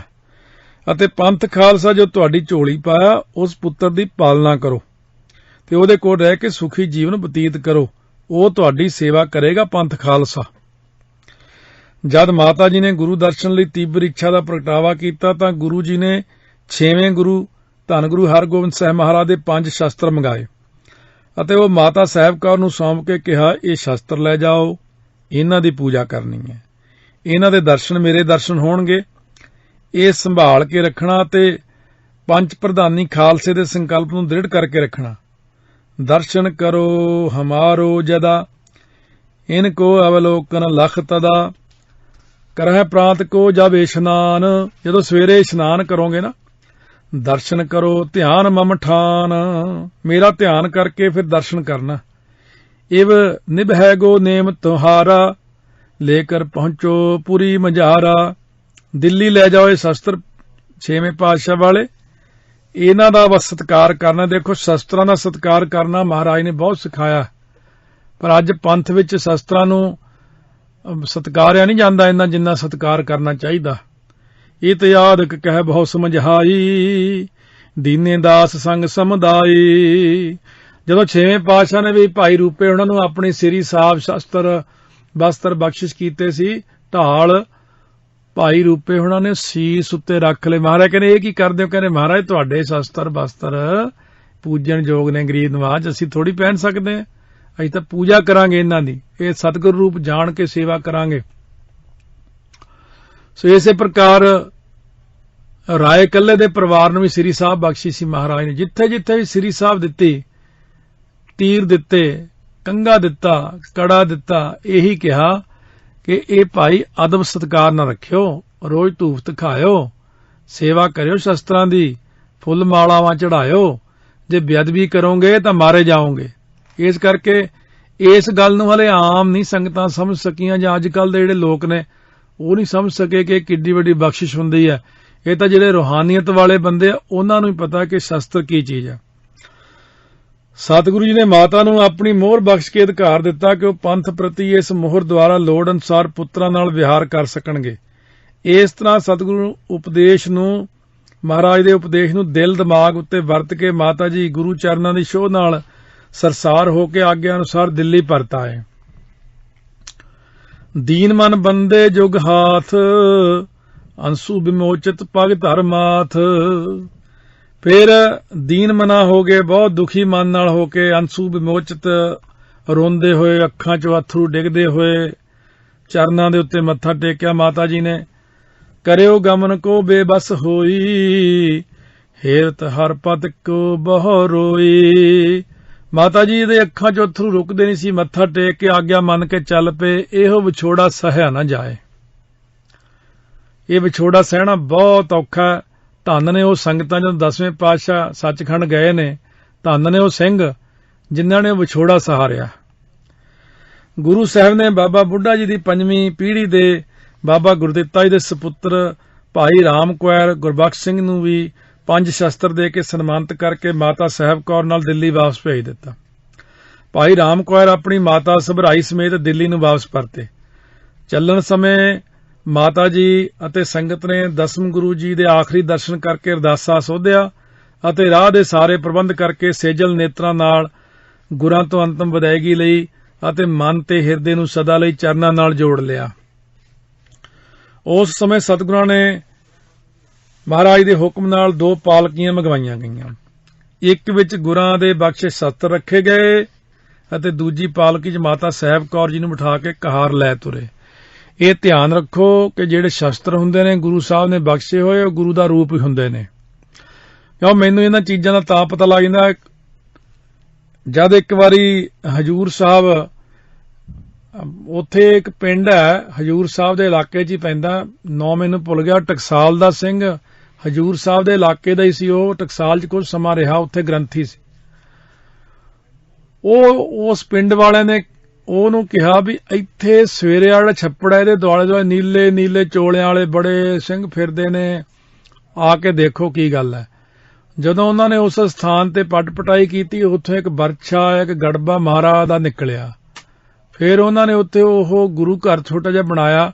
ਸੰਤ ਬਾਬਾ ਜਰਨੈਲ ਸਿੰਘ ਜੀ ਖਾਲਸਾ ਨਾਲ ਅਸੀਂ ਫਿਰ ਉੱਥੇ ਗਏ ਸਾਰਾ ਜਥਾ। ਹੁਣ ਕੁਦਰਤੀ ਸੀ, ਮਹਾਂਪੁਰਖਾਂ ਦਾ ਪਿਆਰ ਵੀ ਬੜਾ ਸੀ ਬਚਪਨ ਤੋਂ ਲੈ ਕੇ। ਜਦ ਮਹਾਂਪੁਰਖਾਂ ਨੇ ਗੜਬਾ ਚੱਕਿਆ ਤੇ ਬਰਛਾ ਚੱਕ ਕੇ ਮਸਤਕ ਨੂੰ ਲਾਇਆ, ਉਦੋਂ ਜਦੋਂ ਇਕੱਲੇ ਜੇ ਹੋਏ ਅਸੀਂ, ਮੈਂ ਬੇਨਤੀ ਕੀਤੀ, ਮੈਂ ਕਿਹਾ ਵੀ ਲੱਗਿਆ ਹੋਣਾ ਕਰੰਟ ਜਿਹਾ। ਮੇਰੀ ਆਦਤ ਸੀ ਪੁੱਛਣ ਦੀ। ਹੱਸ ਪਏ, ਕਹਿੰਦੇ ਤੂੰ ਪੁੱਛਦਾ ਹੀ ਰਹਿੰਦਾ। ਮੈਂ ਕਿਹਾ ਵੀ 10ਵੇਂ ਪਾਤਸ਼ਾਹ ਦੀ ਬਰਛਾ? ਕਹਿੰਦੇ ਮਹਾਰਾਜ ਆਪ ਹੀ ਖੜ ਗਏ ਸੀ ਆ ਕੇ। ਅੱਛਾ ਅੱਛਾ, ਫਿਰ ਸਮਝ ਲੱਗ ਗਈ। ਕਹਿੰਦੇ ਜਿਸ ਦੇ ਸ਼ਸਤਰ ਹੁੰਦੇ ਉਹ ਸਰੂਪ ਆਪ ਖੜ ਜਾਂਦੇ ਨੇ ਆ ਕੇ। ਕਹਿੰਦੇ ਮਹਾਰਾਜ ਆਪ ਹੀ ਆ ਗਏ, ਆਸ਼ੀਰਵਾਦ ਵੀ ਦਿੱਤਾ ਤੇ ਬਹੁਤ ਇੱਕਦਮ ਝਰਨਾਹਟ ਛਿੜ ਗਈ ਮੈਨੂੰ। ਤੇ ਇਹ ਕਹਿੰਦੇ ਗੜਬਾ ਵੀ ਉਸ ਸਮੇਂ ਦਾ ਹੀ ਆ। ਉਹ ਜਿਹਦੇ ਸ਼ਸਤਰ ਹੁੰਦੇ ਨੇ ਉਹ ਹਰ ਵਕਤ ਉਹਨਾਂ ਨਾਲ ਹਾਜ਼ਰੀ ਹੁੰਦਾ। ਇਸੇ ਤਰ੍ਹਾਂ ਇੱਕ ਪ੍ਰੇਮੀ ਨੇ ਹੋਰ ਵੀ ਮੈਨੂੰ ਦੱਸਿਆ ਸੀ। ਮੈਂ ਕਿਹਾ ਇੰਨੇ ਸ਼ਸਤਰ ਇੱਥੇ ਜਦੋਂ ਤੁਸੀਂ ਦਰਸ਼ਨ ਕਰਦੇ ਹੋ ਕੀ ਦਿਖਦਾ? ਕਹਿੰਦੇ 10 ਸਰੂਪ ਹੀ ਨਜ਼ਰ ਆਉਂਦੇ ਨੇ ਉਸ ਵਕਤ। ਇਸ ਕਰਕੇ ਮਹਾਰਾਜ ਨੇ ਸ਼ਸਤਰ ਸ੍ਰੀ ਅਨੰਦਪੁਰ ਸਾਹਿਬ, ਤਖਤ ਸਾਹਿਬ ਤੇ ਤਾਈਓ ਸਜਾਏ ਹੋਏ ਨੇ, ਹਜੂਰ ਸਾਹਿਬ ਸਜਾਏ ਹੋਏ ਨੇ, ਇਹ ਦਮਦਮਾ ਸਾਹਿਬ, ਪਟਨਾ ਸਾਹਿਬ। ਕਈ ਲੋਕ ਕਹਿਣਗੇ ਉੱਥੇ ਸ਼ਸਤਰ ਕਿਉਂ ਸਜਾਏ, ਲਾ ਇਹਨਾਂ ਦੀ ਕੀ ਲੋੜ ਹੈ? ਨਾ ਤੁਹਾਡੀ ਕੀ ਲੋੜ ਸੀ ਦੁਨੀਆ 'ਚ ਆਉਣ ਦੀ? ਤੁਹਾਨੂੰ ਪਤਾ ਤਾਂ ਹੈ ਨਹੀਂ ਕੁਛ, ਇਸ ਕਰਕੇ ਤੁਸੀਂ ਆਪਣੀ ਚੁੱਪੀ ਰੱਖਿਆ ਕਰੋ। ਇਸ ਤਰ੍ਹਾਂ ਚੇਤ ਦੀ ਸੰਗਰਾਂਦ ਸੰਮਤ 1765 ਬਿਕਰਮੀ 1708 ਈਸਵੀ ਨੂੰ ਮਾਤਾ ਜੀ ਗੁਰੂਪਤੀ ਦਾ ਦਿਲ ਵਿੱਚ ਨਿਵਾਸ ਕਰਕੇ ਸੀਲ ਸੰਜਮ ਦੇ ਜੀਵਨ ਦੀ ਪ੍ਰਤੀਕ ਬਣ ਕੇ ਦਿੱਲੀ ਆਏ। ਬਹੁਤ ਜ਼ਿਆਦਾ ਵਿਰਾਗ ਹੋ ਗਿਆ। ਮਾਤਾ ਸਾਹਿਬ ਕੌਰ ਜੀ ਦੇ ਦਿੱਲੀ ਪਰਤਣ ਦੀ ਖਬਰ ਸੁਣ ਕੇ ਮਾਤਾ ਸੁੰਦਰ ਕੌਰ ਜੀ ਅਤੇ ਦਿੱਲੀ ਦੀ ਸੰਗਤ ਨੇ ਨਿੱਘਾ ਸਵਾਗਤ ਕੀਤਾ ਉਹਨਾਂ ਦਾ। ਡੇਰੇ ਪਹੁੰਚ ਕੇ ਉਹਨਾਂ ਪਾਸੋਂ ਨੰਦੇੜ ਦੇ ਸਫ਼ਰ, ਦੱਖਣ ਦੇਸ਼ ਦੇ ਹਾਲਾਤ ਅਤੇ ਉੱਥੇ ਸਤਿਗੁਰੂ ਜੀ ਦੇ ਕੀਤੇ ਕੌਤਕਾਂ ਬਾਰੇ ਜਾਣਕਾਰੀ ਪ੍ਰਾਪਤ ਕੀਤੀ। ਮਾਤਾ ਜੀ ਨੇ ਸਾਰੀ ਕਥਾ ਸੁਣਾਉਣ ਉਪਰੰਤ ਦੱਸਿਆ ਕਿ ਗੁਰੂ ਜੀ ਪਰਲੋਕ ਗਮਨ ਦੀ ਤਿਆਰੀ ਕਰ ਰਹੇ ਨੇ ਅਤੇ ਇਸੇ ਕਰਕੇ ਉਹਨਾਂ ਨੂੰ ਦਿੱਲੀ ਪਰਤਣ ਦੀ ਆਗਿਆ ਹੋਈ ਹੈ। ਇਹ ਸੁਣ ਕੇ ਮਾਤਾ ਸੁੰਦਰ ਕੌਰ ਤੇ ਸੰਗਤਾਂ ਵਿੱਚ ਉਦਰੇਵਾਂ ਹੋਇਆ, ਪਰ ਗੁਰੂ ਜੀ ਦੀ ਆਗਿਆ ਦਾ ਵਿਸਥਾਰ ਦੱਸ ਕੇ ਮਾਤਾ ਸਾਹਿਬ ਕੌਰ ਜੀ ਨੇ ਸੰਗਤ ਨੂੰ ਧਰਵਾਸ ਦਿੱਤਾ। ਮਾਤਾ ਜੀ ਨੇ ਗੁਰੂ ਦੇ ਬਖਸ਼ੇ ਸ਼ਸਤਰਾਂ ਨੂੰ ਇੱਕ ਪਲੰਘ ਤੇ ਸਜਾਇਆ ਅਤੇ ਸੰਗਤਾਂ ਨੂੰ ਦੱਸਿਆ ਕਿ ਗੁਰੂ ਦਾ ਹੁਕਮ ਹੈ ਕਿ ਜੋ ਕੋਈ ਇਹਨਾਂ ਸ਼ਸਤਰਾਂ ਦਾ ਅਦਬ ਅਤੇ ਸਤਿਕਾਰ ਨਾਲ ਦਰਸ਼ਨ ਕਰੇਗਾ ਉਹਨੂੰ ਮੇਰੇ ਹੀ ਦਰਸ਼ਨ ਹੋਣਗੇ। ਉਹਨਾਂ ਦੇ 5 ਪ੍ਰਧਾਨੀ ਖਾਲਸੇ ਤੇ ਸ਼ਬਦ ਗੁਰੂ ਦੇ ਅਸਰ ਤੇ ਅਟਲ ਸਰੂਪ ਦੀ ਸੋਝੀ ਦਿੱਤੀ। ਮਾਤਾ ਸਾਹਿਬ ਕੌਰ ਆਮ ਤੌਰ ਤੇ ਅਕਾਲ ਪੁਰਖ ਨਾਲ ਲਿਵ ਜੋੜ ਕੇ ਤੇ ਗੁਰੂ ਚਰਨਾਂ ਨਾਲ ਬਿਰਤੀ ਲਾ ਕੇ ਸ਼ਸਤਰਾਂ ਵਾਲੇ ਪਲੰਘ ਦੇ ਕੋਲ ਹੀ ਬੈਠੇ ਰਹਿੰਦੇ ਸੀ। ਉਹਨਾਂ ਨੇ ਖਾਣਾ ਪੀਣਾ ਬਹੁਤ ਘਟਾ ਲਿਆ ਸੀ ਤੇ ਜਾਪ ਤਪ ਦੇ ਜੀਵਨ ਵਿੱਚ ਲੀਨ ਰਹਿੰਦੇ ਸੀ। ਸਤਿਗੁਰਾਂ ਦੀ ਦਿਵ ਮੂਰਤ ਉਹਨਾਂ ਦੇ ਹਿਰਦੇ 'ਚ ਟਿਕ ਗਈ ਸੀ ਅਤੇ ਉਹ ਮਹਾਰਾਜ ਦੇ ਅੰਤਮ ਸੰਦੇਸ਼ ਸੁਣਨ ਲਈ ਇਕਾਗਰ ਚਿੱਤ ਰਹਿੰਦੇ ਸੀ। ਇੱਕ ਦਿਨ ਦੋਵੇਂ ਮਾਤਾਵਾਂ ਤੇ ਦਿੱਲੀ ਦੀ ਸੰਗਤ ਜੁੜੀ ਬੈਠੀ ਗੁਰਜਸ ਗਾਇਨ ਕਰ ਰਹੀ ਸੀ ਕਿ ਨੰਦੇੜ ਤੋਂ 2 ਸਿੰਘ ਆਏ। ਉਹ ਮੱਥਾ ਟੇਕ ਕੇ ਬੈਠ ਗਏ ਤੇ ਸਭ ਨੂੰ ਇਤਲਾਹ ਦਿੱਤੀ ਕਿ ਗੁਰੂ ਗੋਬਿੰਦ ਸਿੰਘ ਜੀ ਨੰਦੇੜ ਵਿੱਚ ਆਪਣੀ ਥਾਂ ਗੁਰੂ ਗ੍ਰੰਥ ਸਾਹਿਬ ਨੂੰ ਗੁਰਤਾ ਗੱਦੀ ਸੌਂਪ ਕੇ ਸਦਾ ਲਈ ਸਰੀਰਕ ਗੁਰੂ ਪਦ ਖਤਮ ਕਰਕੇ 8 ਕੱਤਕ ਸੰਮਤ 1765 ਬਿਕਰਮੀ 7 ਅਕਤੂਬਰ 1708 ਈਸਵੀ ਨੂੰ ਪਰਲੋਕ ਸੁਧਾਰ ਗਏ ਅਤੇ ਹੁਕਮ ਕਰ ਗਏ ਕਿ ਅੱਗੇ ਨੂੰ 5 ਸਿੰਘਾਂ ਦਾ ਫੈਸਲਾ ਹੀ ਪੰਥ ਲਈ ਅੰਤਮ ਫੈਸਲਾ ਹੋਵੇਗਾ। ਇਹ ਖਬਰ ਸੁਣ ਕੇ ਸੰਗਤ ਉਦਾਸ ਤਾਂ ਹੋਈ, ਪਰ ਭਾਈ ਨੰਦ ਲਾਲ ਸਿੰਘ, ਸਾਹਿਬ ਸਿੰਘ ਅਤੇ ਹੋਰ ਗੁਰਮੁਖ ਗੁਰਸਿੱਖਾਂ ਦੇ ਉਪਦੇਸ਼ ਨੇ ਖਾਲਸੇ ਦੇ ਆਦਰਸ਼ ਨੂੰ ਉਜਾਗਰ ਕਰਕੇ ਸ਼ਾਂਤੀ ਵਰਤਾਈ। ਸਤਿਗੁਰੂ ਦੇ ਪਰਲੋਕ ਗਮਨ ਕਰਨ ਦੀ ਖਬਰ ਬਹਾਦਰ ਸ਼ਾਹ ਨੇ ਸੁਣੀ ਤਾਂ ਉਹਨੇ ਆਪਣੇ ਵਜ਼ੀਰ ਅਤੇ ਕੁਝ ਅਧਿਕਾਰੀ ਮਾਤਾਵਾਂ ਕੋਲ ਭੇਜ ਕੇ ਸ਼ੋਕ ਪ੍ਰਗਟ ਕਰਨ ਲਈ ਉਹਨਾਂ ਨੂੰ ਭੇਜਿਆ। ਬਾਅਦ 30 ਅਕਤੂਬਰ ਸਨ 1708 ਈਸਵੀ ਨੂੰ ਖਿਲਤ ਮਾਤਾ ਸੁੰਦਰ ਕੌਰ ਤੇ ਦੇ ਪਾਲਤੂ ਪੁੱਤਰ ਅਜੀਤ ਸਿੰਘ ਨੂੰ ਦਿੱਤੀ ਅਤੇ ਜਿਸ ਨਾਲ ਅਜੀਤ ਸਿੰਘ ਦਾ ਸ਼ਾਹੀ ਦਰਬਾਰ ਵਿੱਚ ਮਾਣ ਤੇ ਸਤਿਕਾਰ ਵੱਧ ਗਿਆ। ਸਮਾਂ ਮੁੱਕ ਚੱਲਦਾ ਗਿਆ। ਮਾਤਾ ਸੁੰਦਰ ਕੌਰ ਵਧੇਰੇ ਸਮਾਂ ਸੰਗਤਾਂ ਦੀ ਆਵਾਜਾਈ ਵਿੱਚ ਤੇ ਆਪਣੇ ਪੁੱਤਰ ਅਜੀਤ ਸਿੰਘ ਪਾਲਕ ਦੇ ਸਵਾਰਨ ਵਿੱਚ ਲਗਾਉਂਦੇ ਰਹਿੰਦੇ, ਪਰ ਮਾਤਾ ਸਾਹਿਬ ਕੌਰ ਜੀ ਦਾ ਸਾਰਾ ਸਮਾਂ ਪਾਠ, ਸਿਮਰਨ ਤੇ ਗੁਰੂ ਧਿਆਨ ਵਿੱਚ ਗੁਜ਼ਰਦਾ ਸੀ। ਆਪ ਅਲਪਹਾਰੀ ਬਣ ਗਏ ਅਤੇ ਬਹੁਤ ਥੋੜਾ ਹੀ ਸੌਣਾ ਤੇ ਬਹੁਤ ਥੋੜਾ ਖਾਣਾ। ਅਕਾਲ ਪੁਰਖ ਦੀ ਯਾਦ ਅਤੇ ਖਾਲਸੇ ਦੀ ਚੜ੍ਹਦੀ ਕਲਾ ਲਈ ਨਿਰੰਤਰ ਅਰਦਾਸ ਉਹਨਾਂ ਦਾ ਇੱਕੋ ਇੱਕ ਆਹਾਰ ਸੀ। ਭਾਈ ਸੰਤੋਖ ਸਿੰਘ ਜੀ ਮਾਤਾ ਸਾਹਿਬ ਕੌਰ ਜੀ ਦੀ ਦਸ਼ਾ ਇਸ ਤਰ੍ਹਾਂ ਲਿਖਦੇ ਨੇ: ਸਾਹਿਬ ਕੌਰ ਜੀ ਸੁਨਾ ਸੋ ਜਬ ਤੇ, ਸਾਧਨ ਲਗੀ ਏਮ ਕ੍ਰਿਤ ਤਬ ਤੇ, ਜਪ ਤਪ ਕਰਕੇ ਦਿਵਸ ਬਿਤਾਵੈ, ਸੁਪਤ ਅਲਪ ਅਲਪ ਹੀ ਖਾਵੈ, ਪਤ ਕੋ ਧਿਆਨ ਧਰਾ ਇਨ ਪੀਨੀ, ਭਾਵਪਤੀ ਗੁਰੂ ਗੋਬਿੰਦ ਸਿੰਘ ਦਾ ਬਹੁਤਾ ਧਿਆਨ ਧਰਨ ਲੱਗ ਪਏ। ਦੁਰਬਲ ਦੇਹ ਦਸਾ ਬਹੁ ਕੀਨੀ, ਕਹੇ ਸੁੰਦਰੀ ਬਹੁਤ ਸਮਝਾਏ, ਤਦਪ ਅਲਪ ਹੀ ਭੋਜਨ ਖਾਏ। ਮਾਤਾ ਸੁੰਦਰ ਕੌਰ ਜੀ ਬਹੁਤ ਸਮਝਾਉਂਦੇ ਵੀ ਪ੍ਰਸ਼ਾਦਾ ਛਕਣਾ ਚਾਹੀਦਾ, ਪਰ ਨਹੀਂ। ਸਾਹਿਬ ਕੌਰ ਸਦਾ ਸੁਚੇਤ,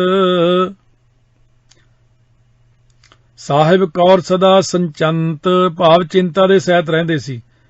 ਸੋਤ ਸੁੰਦਰੀ ਨਿਕਟ ਬਸੰਤ, ਗੁਰ ਸਰੀਰ ਕੋ ਚਿਤਵਨ ਕਰਤੀ, ਨਿਸ ਦਿਨ ਓ ਹਿਰਦੈ ਪਤ ਧਰਤੀ। ਦੁਰਬਲ ਤਨ ਜਿਸ ਕੋ ਹੋਏ ਗਇਓ, ਸ਼ੋਕ ਪਰਾਇਨ ਚਿਤ ਨਿਤ ਥਇਓ। ਦਰਸ਼ਨ ਪਰਸੇ ਭੋਜਨ ਪਾਵੈ, ਅਲਪ ਹਾਰ ਬਿਨ ਕੁਛ ਨਾ ਭਾਵੈ। ਇਮ ਆਪਣੀ ਥੈ ਸਕਲ ਬਿਤਾਈ, ਪ੍ਰੈ ਪਤ ਬ੍ਰਿਤ ਚਿਤ ਲਗਾਈ। ਸੋ ਇਸ ਤਰ੍ਹਾਂ ਮਾਤਾ ਸਾਹਿਬ ਕੌਰ ਜੀ ਦਿਨੋਂ ਦਿਨ ਨਿਰਬਲ ਤੇ ਕਮਜ਼ੋਰ ਹੁੰਦੇ ਗਏ, ਪਰ ਸਮੇਂ-ਸਮੇਂ ਸਿੱਖ ਪੁੱਤਰਾਂ ਨੂੰ ਦਰਸ਼ਨ ਤੇ ਉਪਦੇਸ਼ ਦੇ ਕੇ ਨਿਹਾਲ ਕਰਦੇ ਰਹਿੰਦੇ ਸਨ। ਉਹ ਆਪ ਭਾਵੇਂ ਘੱਟ ਖਾਂਦੇ ਸਨ, ਪਰ ਸੰਗਤਾਂ ਲਈ ਅਟੁੱਟ ਲੰਗਰ ਸਦਾ ਚੱਲਦਾ ਰਹਿੰਦਾ ਸੀ, ਜਿਸ ਦੀ ਨਿਗਰਾਨੀ ਮਾਤਾ ਜੀ ਆਪ ਕਰਿਆ ਕਰਦੇ ਸੀ, ਤੇ ਸਾਰੀ ਜਿਹੜੀ ਸੰਗਤ ਸੀ ਉਹਦੇ ਨਾਲ ਮਾਤਾ ਜੀ ਦਾ ਬਹੁਤ ਪਿਆਰ ਬਣਿਆ ਹੋਇਆ ਸੀ। ਇਸ ਪ੍ਰਕਾਰ ਸਾਧ ਸੰਗਤ ਜੀ, ਮਹਾਰਾਜ ਸੱਚੇ ਪਾਤਸ਼ਾਹ ਕਿਰਪਾ ਕਰਨ, ਜੀਵਨ ਅੱਗੇ ਚੱਲਦਾ ਰਹੇਗਾ ਮਾਤਾ ਜੀ ਦਾ।